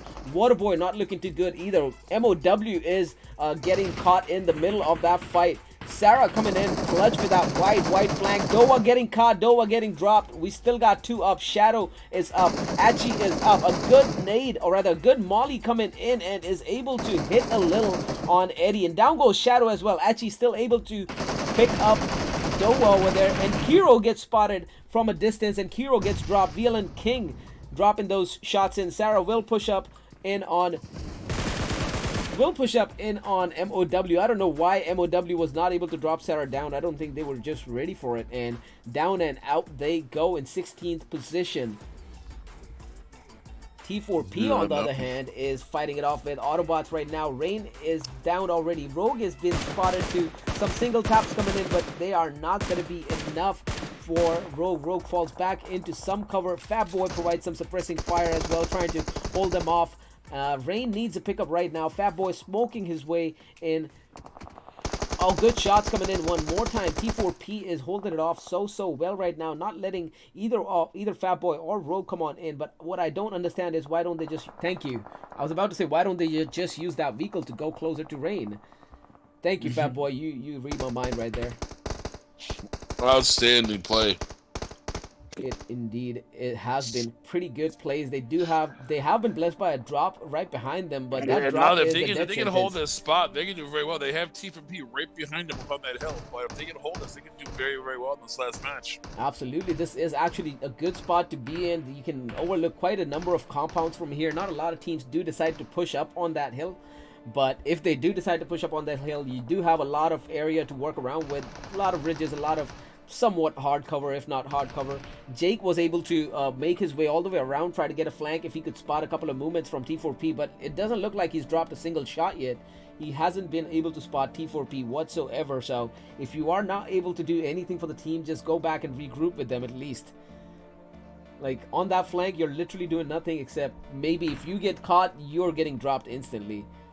So better plan would be for Jake to just move back and regroup with the team and probably try to get some angles off, still being close enough and in line of sight of his teammates. Right now where Jake is, his teammates can't see him whatsoever. Some shots popping now. Jake spotting them finally and dropping a couple of shots in towards Dodger, actually disabling that buggy. And the zone has shifted again, and they have the good part of the zone really in their favor. Autobots, villains are coming in as well. They're gonna take that compound just about northeast of Autobots position. 10 HP are dropping some shots against Quack Fu as well. Unite got taken down. Jack will get thirsted after all. And finally, Archangel is still up though. He is still holding it strong for his team. Meanwhile, Fat Boy gets taken out from down below. Villains with the shots on him. And he is getting picked up as we speak, but they will have to fall back because villains look like they have no plans of giving up on that. So the best plan for Autobots on the other hand would be to just get out of that position, maybe just rotate a little further left or right, and probably try to get some different angles. If your position is already known, it would be better off you just go away from there, because they know exactly where to shoot at. They can shoot blind and still hit you at one point. And Dembasi gets taken down as well. Oh, OUTcast comes in there and runs through them, but we still have that Forsaken Gaming coming down from the bottom into Autobots. So Cosmo, Metaphor, and Tequila Shots. Team we haven't talked about a lot today, coming in from outside the zone still. Oh man, 10 HP looks like they got dropped by T4P as well. Now T4P are distracted by 10 HP. That gives Autobots enough time to go away, but they still have villains to worry about. Now Samson is trying to keep 10 HP at bay. Golden almost getting lit up. He's gonna get some distance from the vehicle, so he doesn't get hit with that vehicle explosion, but they are not out of the danger yet. 10 HP Bliss has parked that US perfectly. I don't think T4P has any idea that Bliss is right there, but so far Bliss has not been able to make any moves, make any difference for the team either. Bliss will have to pop that head up just a little bit, but that is a risky move regardless where you are. You pop the head, you make it available for any headshots, especially in FPP mode. Rick is knocked and by Jake? Yes, he does get knocked by Jake, and Jake is coming down for a thirst, and he will get a thirst off. He won't waste no time to get that thirst off. Clown coming in right behind him, almost catching him as well. Let's see if he's able to. No, he's not. Clown will be able to drop him down and thirst him instantly as well. Autobots, again, that's what I was talking about with Jake. With that wide flank, you are open to get knocked and thirsted instantly because your teammates don't have no eyes on you. They can't even drop suppressing fire. That's just Rogue and Fat Boy is still up. I mean, it was big to take out Rain, Rogue, and Fat Boy. It was big to take out Fat Boy, but I mean Trick Boy. Now here comes the rest of the Gaming gonna push up on Autobots. Clown, Peep, and Gold. Well, it is a 3v3 right now, but Reigns gets spotted. Gold with the snipes, of course it was Gold with the snipes. Who else would it be? Did he just knock him with a red dot? Can I? No, it can't be. I would be pissing myself if he did. That would surprise me. I mean, probably not. No, that's a 6. Of course, that makes sense. And down and out goes Autobots, of course, with Clown and P pushing up. Gold with the snipes from a distance was able to provide that overwatch on them. T4P will have to move into zone. Goldie is still up for the team. They also have Bliss and Spicy up for the team still, and they were able to get to a compound, some hard cover for themselves away from T4P. T4P still has no idea if they made a cross or not. Do they though? What are you waiting for, Dodger? Let's go. You gotta go short edge of the zone. He's taking his time, enjoying the scenery, I guess. Indeed he is. Forsaken Gaming's, or rather Red Squad's, Forsaken Gaming Red's Pain is the last one alive, but we've seen him secure that position points for himself and the team in game 2 as well. So let's see if he's able to do that again. They have accumulated quite a lead already after 3 games, so they are not to worry about being in the top 5 or even. Pain's just holding on just to get to lock it up for the team for the big victory. Yeah, it's a huge difference as the zone shifts further towards the north, or rather the northeast side. A lot of teams will be deciding to move out, and Payne would be out of danger as these teams go for an early zone. So Payne will have plenty of time up in his hands, but he's got to be careful not getting caught while rotating, just as T4P's Dodger got caught while rotating. Gold dropping him down instantly, and he will get thirsted as well. Zeno is coming in from behind, but not able to make much of a difference so far. T4P's Smiley is going to fall back as well. Payne, just as he sees Clown coming close, he's going to drive straight out of there. But that buggy is nobody's friend. It makes that weird turns. He's able to control it real well. He just made a full 360. We're like, okay, you're going to do this to me? I got you. He just makes a full 360 and keeps going. Fucking awesome. No! He's going to make it out of there. Dead. He's dead. He's dead. Is he? Yep. Oh, he is. He ran into that wall. If that wall wasn't there, he was out.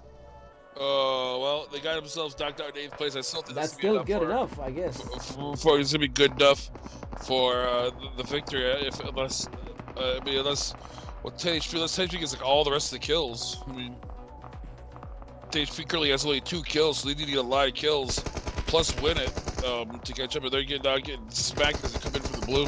Spicy does get smacked by Broda after all, and Broda, Razik, and Truni just about coming out of a wipe on GME as well. Tryhard coming in finally into the zone as well. So GME's been outed in 7th position. I think FG Red Squad came out in 8th position. Clown on top is still dropping a couple of shots down, but Gold gets spotted by Villains from down below and is dropped as well. Smiley is still up for the team though. Peep is still holding for his team on an angle. Zeno not able to make anywhere close to Smiley. Another quick shot on Peep.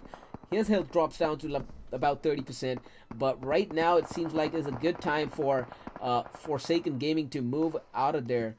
But where would they go? Like, that zone is out in the open. Villains have the best part of the zone. OUTcast Brownie, they're gonna deal with Zeno before they can rotate. If they rotate Zeno, this way for him to go past him and shoot him from behind. Absolutely. OUTcast Brownie, on the other hand, is able to smoke trail his way inside the zone. Truni drives straight into the middle inside the Broken Shack, holding down that zone, but being away from his team might not be the best of ideas right now. Now Razik is coming in behind, probably gonna crash straight into Truni as well. Tryhard and Broda are gonna come in behind Villains pretty soon as well, but not the best of positions to be in for Tequila Shots right there. They pretty much put themselves in the middle of the firefight for no absolute reason at all. I mean, maybe getting the zone, right but yeah. Yeah, they could have been all the way around on the edge. Yeah, absolutely right. You're absolutely right about that. And now here comes Gold and Peep running in, so they're going to run right into Tequila Shots. They indeed are going to run straight into Tequila Shots. Peep is right outside the shack, but he gets taken down with a vehicle explosion. And down goes Peep.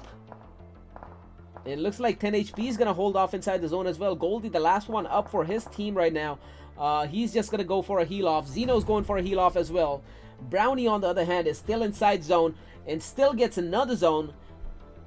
Tequila Shots just about got knocked. Good nade from Gold over there. Some shots coming in on Clown's direction. Another nade from Clown. Down goes Tryhard 2. 2 down and 1 up for Tequila Shots right there. Broda inside trying to get some revives off. Gets a couple of shots in. Tryhard gets taken down. That's a wipe with that nade. What a nade by Gold.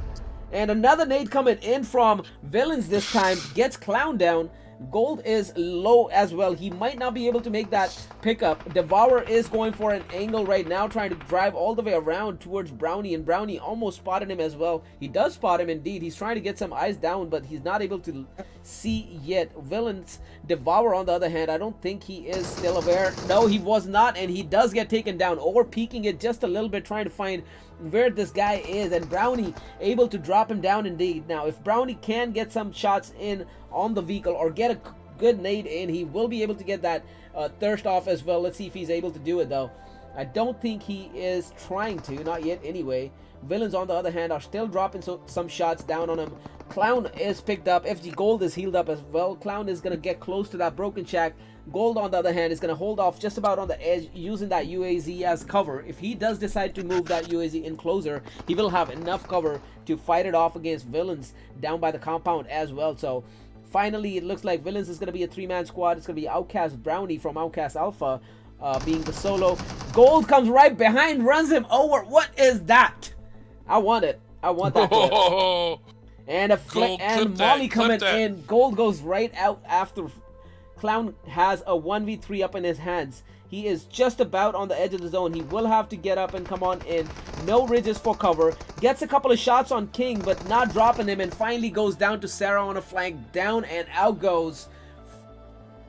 What a great finish. Forsaken Gaming as well. What a great game for Forsaken Gaming too. But Willen's the winner of the match, and they've dropped a major 13 kills for themselves this match.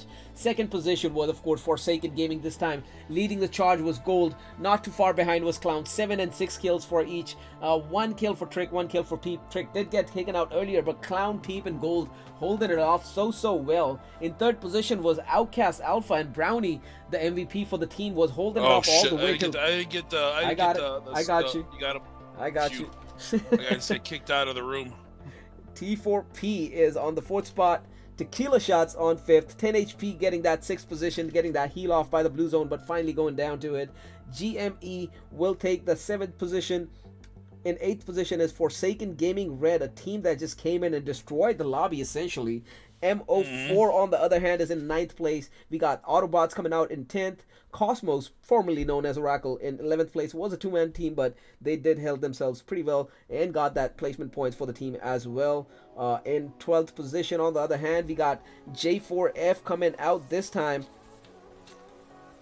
In 13th position, we have Quackfu. In 14th position, we have Arabic Boys. 15th is Unzipped. 16th position is MOW. In 17th for this game is MOW, or rather MO4 Black Teams. 18th position is SpaceX. 19th is North Hampshire. In 20th position will be Aurora. Some really good plays by Glitchy, almost getting that squad wipe on North Hampshire though. So close. In the 21st position is, well, OUTcast C-Dub got 21st spot, man. He was alive before 2 teams got dropped, or rather 3 teams got dropped. Anyway, right after 22nd position is OUTcast Bravo team. In 23rd position is, which team is it? Oh, the Strikers. In 24th position is Misfire. 27th and 25th position is Misfire as well. But what a game that was indeed, man. What a game that was indeed. That was quite good. We did get some good clips out of it for sure. I would love to see those next Wednesday whenever it does happen. But dude, that was a great 4-match scrim right there. What do you think is going to be, or who do you think is going to be the top team coming out of these 4 matches? I mean, or rather, who do you think is going to be the second team? Let's be honest. I think what 10 HP, because 10 HP was so far ahead in second place with 80 points. It had a SpaceX 57, Metaphor with 51, and OUTcast Bravo with 51. I was thinking that it was kind of set before, because we had a lot of teams we didn't see. The finish off Villains was in there at the end. OUTcast Alpha and Tequila Shots, teams that we didn't see in the top 5 were battled out at the very end. So I think it's going to probably be it's going to tighten up the overall scores. But in regards to how close it was, but I do think that it's going to be Forsaken Gaming Red, and then probably 10 HP in second place. So 10 HP currently in Forsaken Red, like I said, not even in the top 20. Pretty much only hit like their second match. I think we even had them, so they're going to have to score some points. And 10 HP currently in 11th place. So scoring 22 points is obviously going to move them up in the overall scores. From where they were earlier before this match. So good kudos to 10 HP playing their style of gameplay to get themselves moving up in the ranks. Absolutely, and live on the scores right now is the scores we had up until Game 3. So up until Game 3, Forsaken Gaming leading by a huge margin. 10 HP in the second position. Again, a huge difference between the third and second position as well. Almost about 23 points the difference. So, yeah, I think Forsaken Gaming and 10 HP might just still be on that first and second spot after 4 games today. But the third position... Who comes in third? It could be wide open at third. It's going to be a close call because third is 57 points. Fourth and fifth are tied for 51 points, but Metaphor is leading with 24 kills over there. So, it's going to be still interesting. That third place, that is 19 overall points for the standing. So, it's obviously it's a really big amount of points you can get with that third place finish. Oh, absolutely. You definitely can. But we will see when the scores do get updated what happens and which team are gonna move on with some great momentum. And Forsaken Gaming Red, again, I can't say it enough. They outperformed themselves, if anything. Yeah, they did so good, but the thing is that are those points just for nothing? If there's a team that's going to show up once a week, yeah, they're going to get first place with 30 points, but it's not really going to contribute to the overall thing. Because if they're playing once a week, even if they're showing up, getting first place every Monday, they're not going to score enough points to really do a lot of damage. So it's almost like just throwing points away in regards to other teams that could be using them. Absolutely, that is true, and maybe that is the strategy. Who knows, right? Yeah, we might have to get them show up once a week. They're going to score 30 points a week.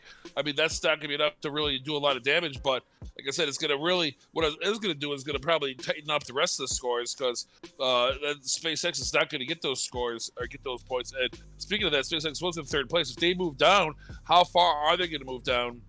Yeah, and will that give? But tequila shots, because we don't really see a T for P or tequila shots. Either one of those. None of these teams were in the top 5 going in here. So if you look at the top 5 teams, there is only Men of 4 was in the top 5. That was also in the top 5 for the Scrim. So to see how this is going to affect the overall scores. Well, they were top 5 up until game number 3. So we're going to find out what game 4 scores are first to see actually what's going on. Because right now going off. So let's add these up and see what's going to happen. Absolutely. Let me just send those scores in, and we will see you in a little bit. And I'm probably going to start that interview as well. We're going to get C-Dub in there, Brownie in there, and let's see what's going on the insides.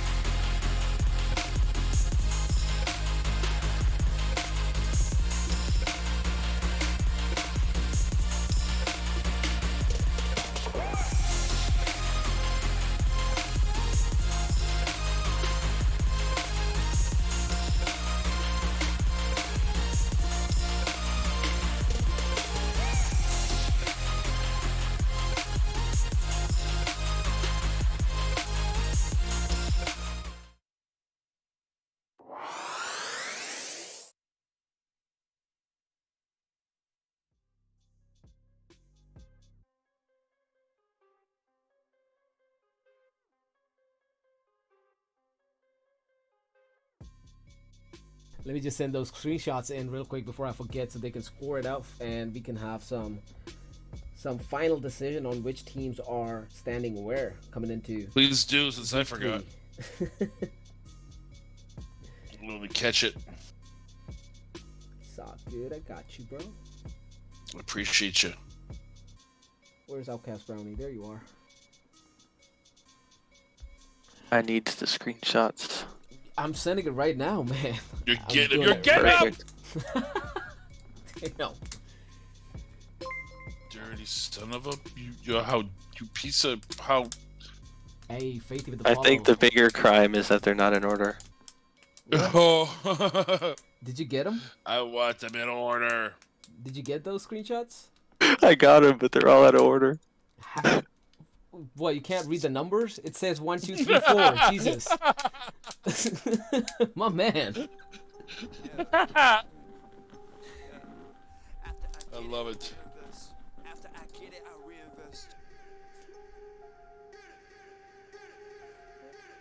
They are out of order though. They're just all over the place. I just saw it. Sorry, dude. I'm sorry. I spoke too soon. You jerk. I spoke way too soon. Oh man, but what a game that was, bro. I am tired and not even fucking play. Shit. I know. I mean, just all the matches. I mean, it was like so sweaty. So the Miramar match. I mean, like I said, 30. You're playing. You're busting your ass for 30 minutes, and then you get knocked out in 16th place. I mean, if I saw that, I'd be so frustrated. You're playing 30 minutes. Then I die, and then it says I came in 16th place. I'm like, oh, jeez Louise. Right? I mean, it's like, it's like waking up and being C-Dub. You just wake up and you're like, oh, man. Wow. I was not expecting that. What? C-Dub, yeah, clouds are falling all day, every day. But I'll tell you what, I don't care what anyone says.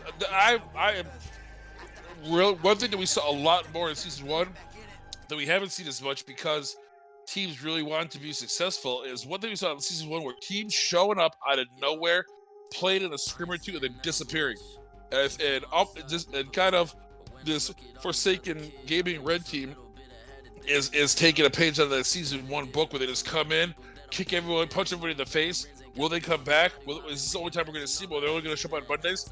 I don't know. But like I said, as of today, like I was looking at the stats, all the top 20 teams were playing tonight. So we're not teams aren't really missing the scrims that they did maybe in season 1 where they really didn't know about it as much and it wasn't as publicized. Now teams know that they can't miss scrims, so they're really trying to not. And to have a team come in here out of nowhere for Forsaken Gaming Red and just really slap everybody around, I think is old school OUTcast Scrim season 1.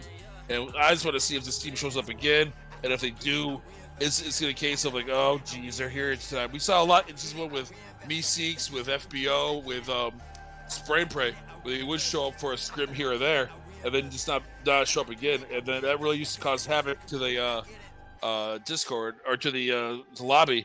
But we haven't seen it as much so far after the first 2 weeks. But this is the first time we've really seen a team come out of nowhere that we haven't seen a lot of do damage and then just run away. Yeah, that was strange to see them finally enter. I know that they've been trying to put a second team in for a while, but glad they finally got one in so we could see what that was all about. Well, I mean, geez, it's like it looks like their second team might almost be better than their first team. Let me just put they were good. A little bit of warning out there for those of y'all who don't know how Discord works. There's this thing called a screenshot, and they get around pretty often. And the funnels, the screenshot funnels, all seem to lead back to me or Brownie for whatever reason. Y'all be cognizant of that before y'all go out there and even jokingly come up with some stuff because some people are taking it very, very seriously. I'll leave it at that. This is the way I take it. This is the way I when you deal with Discord. If somebody printed it off and showed your grandma, would you be ashamed? Oh yeah, it's not along those lines. It's more about like some tactics that may or may not be legal, right on the very cutting edge of legal. Well, I know that. Yeah. Well, okay, but that's kind of like my thing. If my grandma read it, would I be ashamed or not? And if it's something that's like you know that if you're someone self-admitting to cheating, I mean, or like when they say I like when they're like when you have two teams from the same team that will purposely like tell you like, oh well, we saw it was our team, so we decided to back off. Well, I mean that's not the intent. The intent is not for you to back off from your own team. The intent is for you to battle everybody equally. So maybe you shouldn't tell us that you're purposely backing off from, not because you're a better team, but only because you're your teammates. Yeah, it's such a fine line. I mean, there's definitely times where you knock somebody and you catch a knock and you decide it's not worth the push. But I mean, it sometimes can be obvious. We haven't. I mean, sometimes you get a knock. Yet, you get a knock just to get out of there. You get a knock, it gives you the opportunity to provide. It's like, well, you know, when you knock Brownie. Usually, when you knock Brownie, it's time to push because, or we'll run him over as we saw in match 4. That was awesome, dude. I hope someone clipped that. I really do. And then we saw, of course, C-Dub setting himself in Sandhawk, one of his favorite things to do.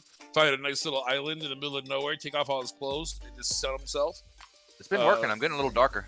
That was always a nice thing to see. And of course, all you guys, more than the last 3 teams. He was 22nd place. Just he was doing good. He's scoring some big points. I think I did better in that round than the round that I actually played. Actually, in the first round. I tell you what, one thing that OUTcast have been doing very well in that last match.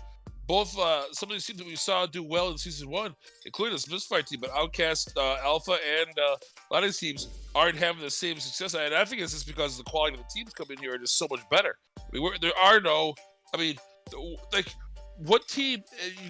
When you go in there, what team would you expect to not get at least one kill or one? Not usually we see these squad battles. Even when we do these teams do battle early, every team's losing one player or maybe 2 players early in the match. So it's there's no these we saw season 1 was that one Fat Booty Cheeks, that one team that showed up and got smoked in like 25th place in like 4 matches in a row.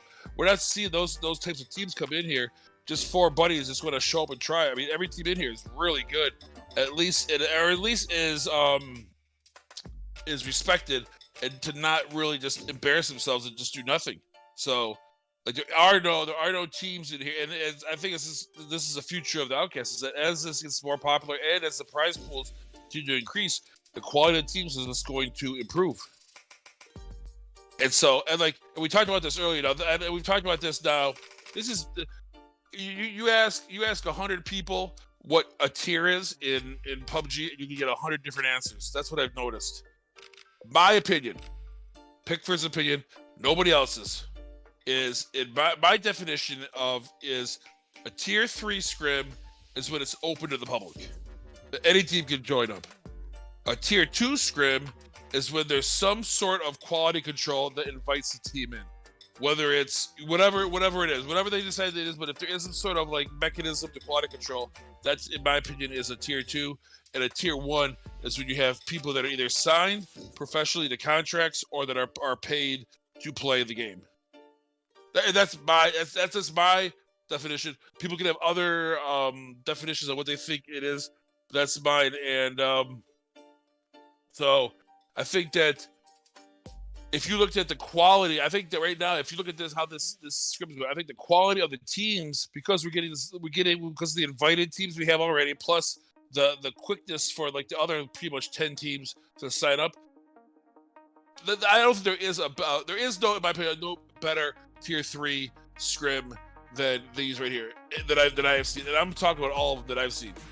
And I would put this up there with the majority of the tier 2 scrims. I know there aren't, quote unquote, a lot of tier 2 scrims because now that Wicked has kind of stopped doing theirs and stuff, because invited scrims are difficult to keep the teams involved over a long amount of time. But I mean, you show me it showed me match out that has, you know, some of these teams coming in 7th, 8th, 9th place in these scrims that are winning other scrims, you know. So I think the quality, this is some of the highest quality scrims I've seen. I just got the info that we got the scores updated, so let's take a quick look at Let's go. Scores. We got 4 games all done, and Forsaken Gaming, as predicted, are on top of the list with 122 points, 43 kills for the team. So it didn't get, they kind of reverted back. It wasn't what I would consider a dominating performance. Although it was after 3, after 4, they didn't get to that 130 point score. So that, to me, that's what decides after 4 matches if it was a dominating scrim. So they did well, but not as well as they were after 3 matches. Absolutely, they got caught out in the open, and that early drop, losing a couple of members early on, that kind of put them in a back pedal. And of course, in the end, we saw Payne running into a wall and getting taken out by the play zone. He could have secured a couple of more position or placement points, but play zone didn't have it. 10 HP, of course, again, on the 2nd position, and with 94 points and 24 kills, Thirst for points, finally taking that 3rd spot after game number 4, 14 kills. That's 19 points for them. Yep, they did score pretty awesome, pretty good placement points overall as well, but eventually were able to secure that 3rd spot after 4 games. And taking a quick look down by the score on the points, though, from 2nd to 3rd place, there's a 30-point difference. From 1st to 2nd place, there are another 28 points, or rather more than actually, yeah, roughly about that, 28 points difference again. From 3rd to 4th place, there's like 1 point difference between Thirst for Points and Forsaken Gaming. So Forsaken Gaming have both their teams, Forsaken Gaming Red and Forsaken Gaming, up in the top 5 spots right now. Men of 4 still holding down that 5th position pretty strongly, however. So I'm just doing a little quick math just to see how these overall unofficial, how these kind of scores will how these scores add up to the overall scrim scores. Yeah. So I'm just, again, this is I'm just looking at like the top 3 tequila shots coming in, 8th, that's 30, 22, 19, 16, 15, 14, 13, 12.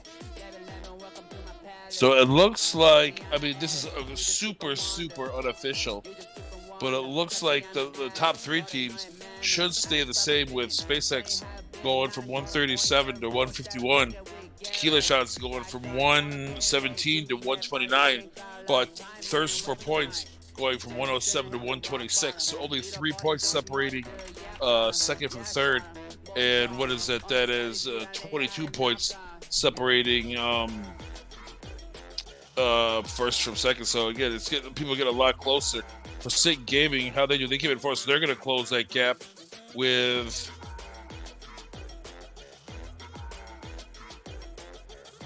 I think is it 17? Is that what it is? I mean, I always think 17. So that would be put them at. One of y'all please 104. help the man with the math. I don't even know what 104. the points So are. yeah, well, I'm just looking at the points in regards to like the overall points because these scores obviously what they are, but obviously it also affects and OUTcast Bravo doing well. But a lot of these other teams, like just for fun, look at some of the teams that are also in there. We have some teams that are in the top 5. That's 10 HP, Thirst for Points, Forsaken Gaming, Men of 4, SpaceX out of the top 5, but then Villains down in 7th, Tequila Shots in 2nd, but they came in 8th. OUTcast Bravo getting 9th, but they're currently in 10th place. Just for Fun is in 6th place, and they came in 10th. Autobots, Cosmic Esports. So yes, it's gonna be. I think it's gonna be a lot of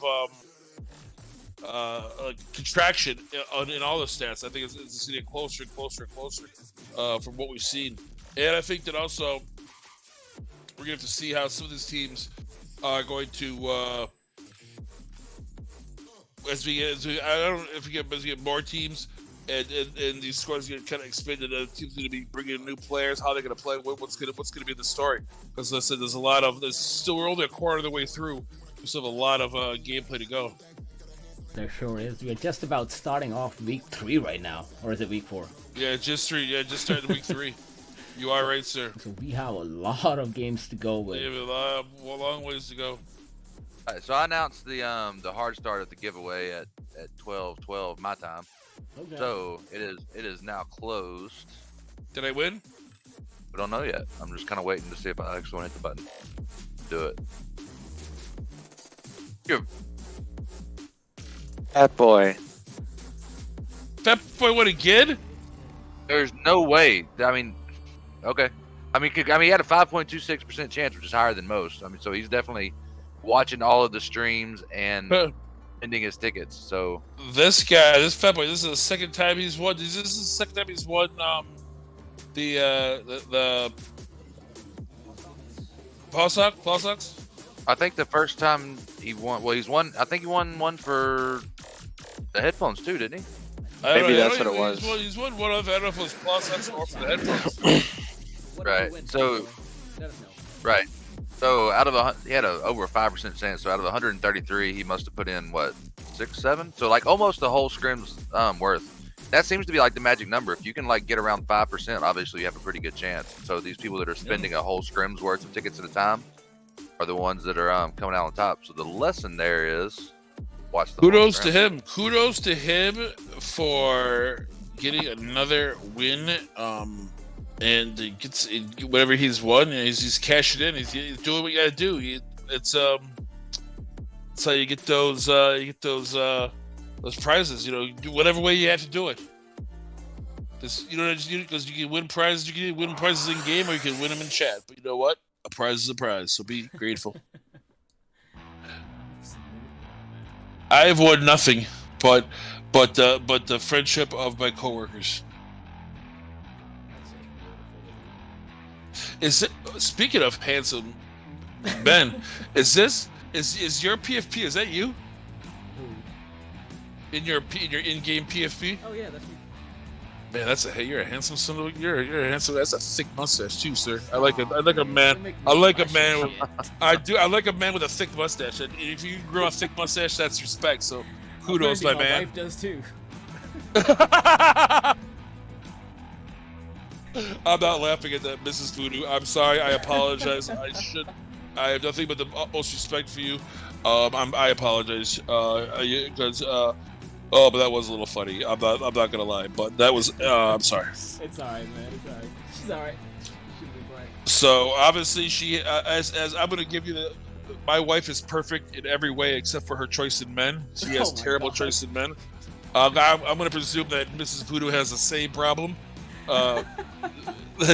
Terrible choice in picking men. Yes, but as we go into this, I wouldn't say so. No. You wouldn't. No. As you go in there, this is we're seeing. This is, I think, one of the first scrims that I've seen where we've seen real, like, I don't know if it was Forsaken Gaming Red coming in here and throwing a wrench in it, but we've seen a real mix-up and a real, like, some new teams getting up there at the top of the scores that we haven't really seen a lot so far. But we have seen more teams kind of pushing up into the top 5 and top 10 than we had, in the past. So, yeah, I don't know what to gauge that to, if it's just, like I said, Forsaken Red going in there and just doing damage or what, but anything that makes it tighter and the scores closer, I'm all about. So we'll have to see how these, as we go into Wednesdays and Fridays, we get 3/8 of the way through as it continues. Because it's still very, very, very tight. I mean, we're starting to see a little bit of a separation between, I think, the top 4. I think the top 4 teams are going to be over 100, and then fifth and sixth, which is what we saw in season 1, where we saw kind of groups kind of close together, like it was like top 5. Actually, it was number 1 by themselves, then 2, 3, 5, and then But I think now we're going to see 1 through 5 or 1 through 4 kind of close together, and then 5 and 6, and then like 7, 8, 7th and 8th, like that. So even if you're not going to try to get the first place, you're trying to get to that next position ahead of you, trying to get that next spot up, which is what a lot of teams try to do. See who was ahead of you, and then try to beat them every scrim to close that gap.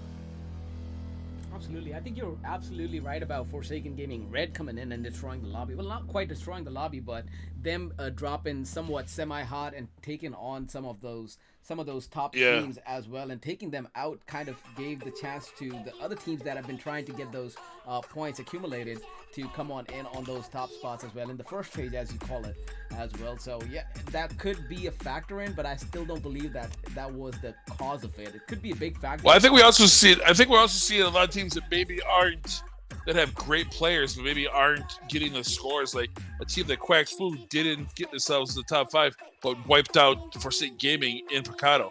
And all we've seen in Picado is Forsaken Gaming just dominate every team that goes in there. Quack Food goes in there and takes them out. Yeah, Quack Food doesn't even get top 5 overall, because of, maybe because they just didn't get the placements and the scores that they needed. So, even though a team can be very, very good, and maybe they have, some issues or whatever, maybe they don't get themselves the points they need, but they're still super high caliber team. And like I said, I did that. Quack Fu is one of those teams that we don't see at the top of the scoreboard, but if you run on that team, they can take out any squad in this lobby. And we saw today where they're taking out Forsaken Gaming in what they consider kind of their domain, which is Picado in Miramar. Absolutely right about that as well. But to your point again, like, it's just you can have your best players, you can have a really, really strong team, but when you have about 50 people in last 2 zones, there's not a lot you could do. You just have to look around all the time, and you can get third party from any direction, third, fourth, fifth party from any direction at any time. Well, I've been watching the video debates. If you look at those teams like Thirst for Points, and in season 1 it was OUTcast Links. We look at those teams that are successful, and they're not being aggressive during that 3 minutes. They're getting a compound, and they're almost kind of keeping their heads down, but they're not overly exerting themselves until that short time happens. Then once that short time's over, then they get back into that competitive game front. Because teams just ravage through each other, and that's what you see. So then, at the end of that, even if you do get through that, if you get through that with all 4 of your players, most of the people that were fighting that battle are down to 2 or 3, maybe 1 player themselves. So you're always going to have kind of like a 4v3 or 4v2 advantage. We can hit them and knock them out. And look at how many times we've seen it when it gets down to those last 2 or 3 teams. It's 1 team with 4, maybe 2 teams with 4, and then maybe 3 or 4 with 1 or 2 or 3. Yep. And those teams usually have the most players able to get all those kills, because you can get 7, 8, 9, 10 kills in the last 2 circles, and make what, if you went in there with 2 kills, end up with 11 by the time the match is over. Hey, 4-gun shooting is always better than 1-gun shooting. Yes, you are correct, sir. So I am done. We got the scores out. Fat Boy won the Claw Socks, sponsored from the Mobile Gaming Corp. Overall scrims sponsored by HyperX. And do we have any clue on what we're looking at for this Friday's giveaway, C-Dub? No, actually, we wrote them that, and we asked them that question and another question, and they answered the other one and not that one. So we'll all be just as surprised as everybody else. And if you're one of those guys that's not putting in all your tickets for these class acts, because I know a lot of people are saving up for the Friday, and you know what? These if you go to Mobile Gaming Core, I think this class acts are $12 a pack. If you put in Nick in the checkout code, you'll get 10% off. So that's $120 off. So it's like $11. So you can try to get that, and that's a great gift. Or you can try to cash in and get something from HyperX, which I think is a minimum is going to be $60. I think that's the cheapest thing that they have product they have that they're sponsored. So the choice is up to yours. That's what economics is all about, on how you spend your brownie points.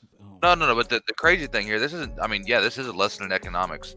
The first entry to every giveaway is free. It doesn't cost any points. There you go. So you get a free gift or a free entry. So when we come out of these things with 60 something viewers at the end, and we have 32 entries, it makes my mind kind of like boggle. First thing you should do when you get in here is instead of like dropping Pickford's terrible, why is he still here, is cash in that free ticket. Give yourself a chance. It's free. It's free. Then you can go in there and drop all your "I hate Pickford" comments and whatnot. Like I'm used to. Where's Brownie though? I kind of want to talk to Brownie a little quick. What's up? I'm muted. What's up? I'm here. Okay, you're here. Hey. Dude, I heard a rumor about you talking to HyperX about some giveaways for viewers and players. It was something to do with like 12 earbuds. 12 earbuds? I want 12 earbuds. Yeah, that's what I heard. Like at the beginning when you were talking to HyperX about sponsoring and actually getting some gear for the players and the viewers and basically just the prize pool. You asked for 12 earbuds. not 12 sets, just 12 earbuds. Must have been. Yes. Must have been. Season you 1? Just 12 I don't earbuds, know. so six, I don't know. six Okay. sets. Yeah. Yeah, okay. No comment. Well, luckily we have come a long way since then. So now we've gotten 40. I don't know what the count is. Anybody counted recently? It's changed. It's been we were in the. Dude. Speaking of, it's changed. Hold on.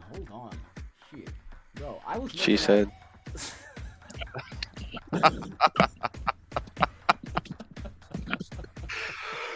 Oh, derail. Oh my god. I just forgot what I was talking about. Thanks a lot, man.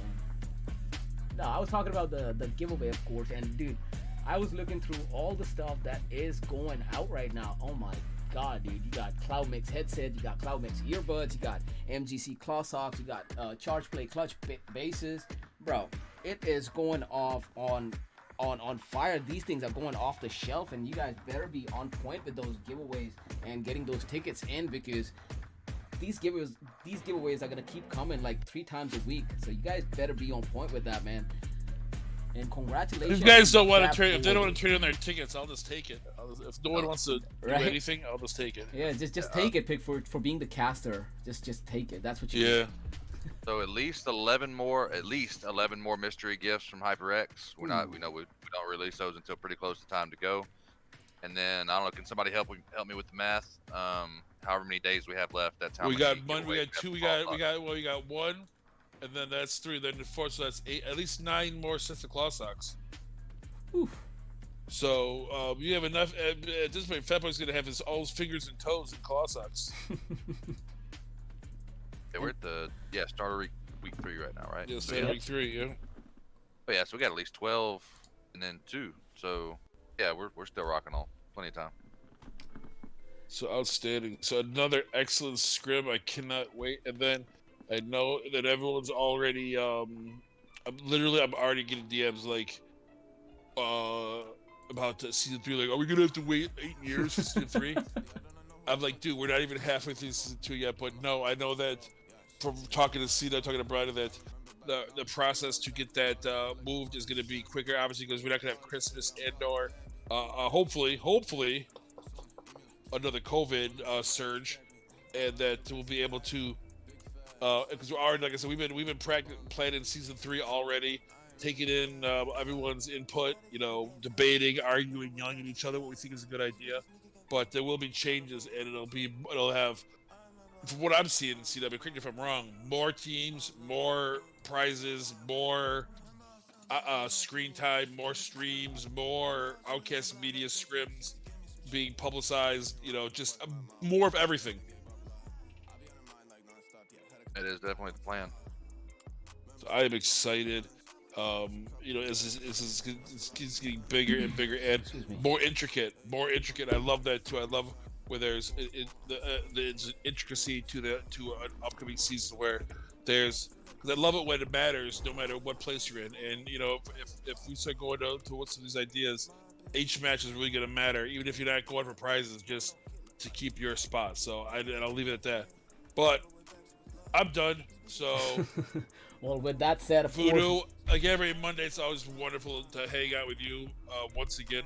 it is a pleasure, my man, and I enjoy myself fully with you as well. And with that said, dude, that was a great set of matches. We saw some amazing plays and some amazing games still in store to come, starting next Wednesday again. So make sure you guys tune in to Outcast Media channel for some more Season 2 action over here. But with that said, me and Pickford right here will take your leave for now. Thank you for joining in. Thank you for all the love and support that you've shown us so far, and continue to do it. This is VoodooClaps signing out for now. Good morning, good evening, good afternoon, good night, and I hope you guys have a great and a blessed day ahead of you.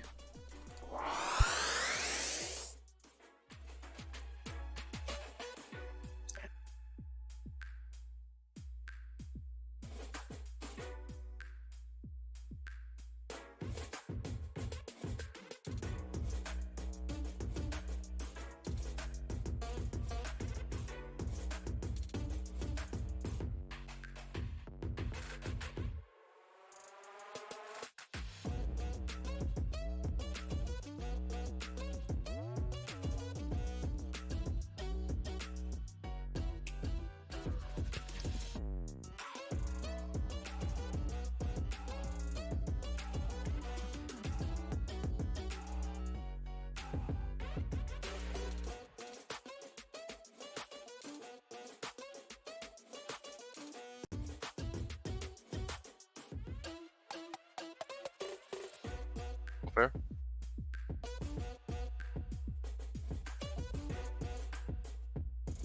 Pickford's exposed.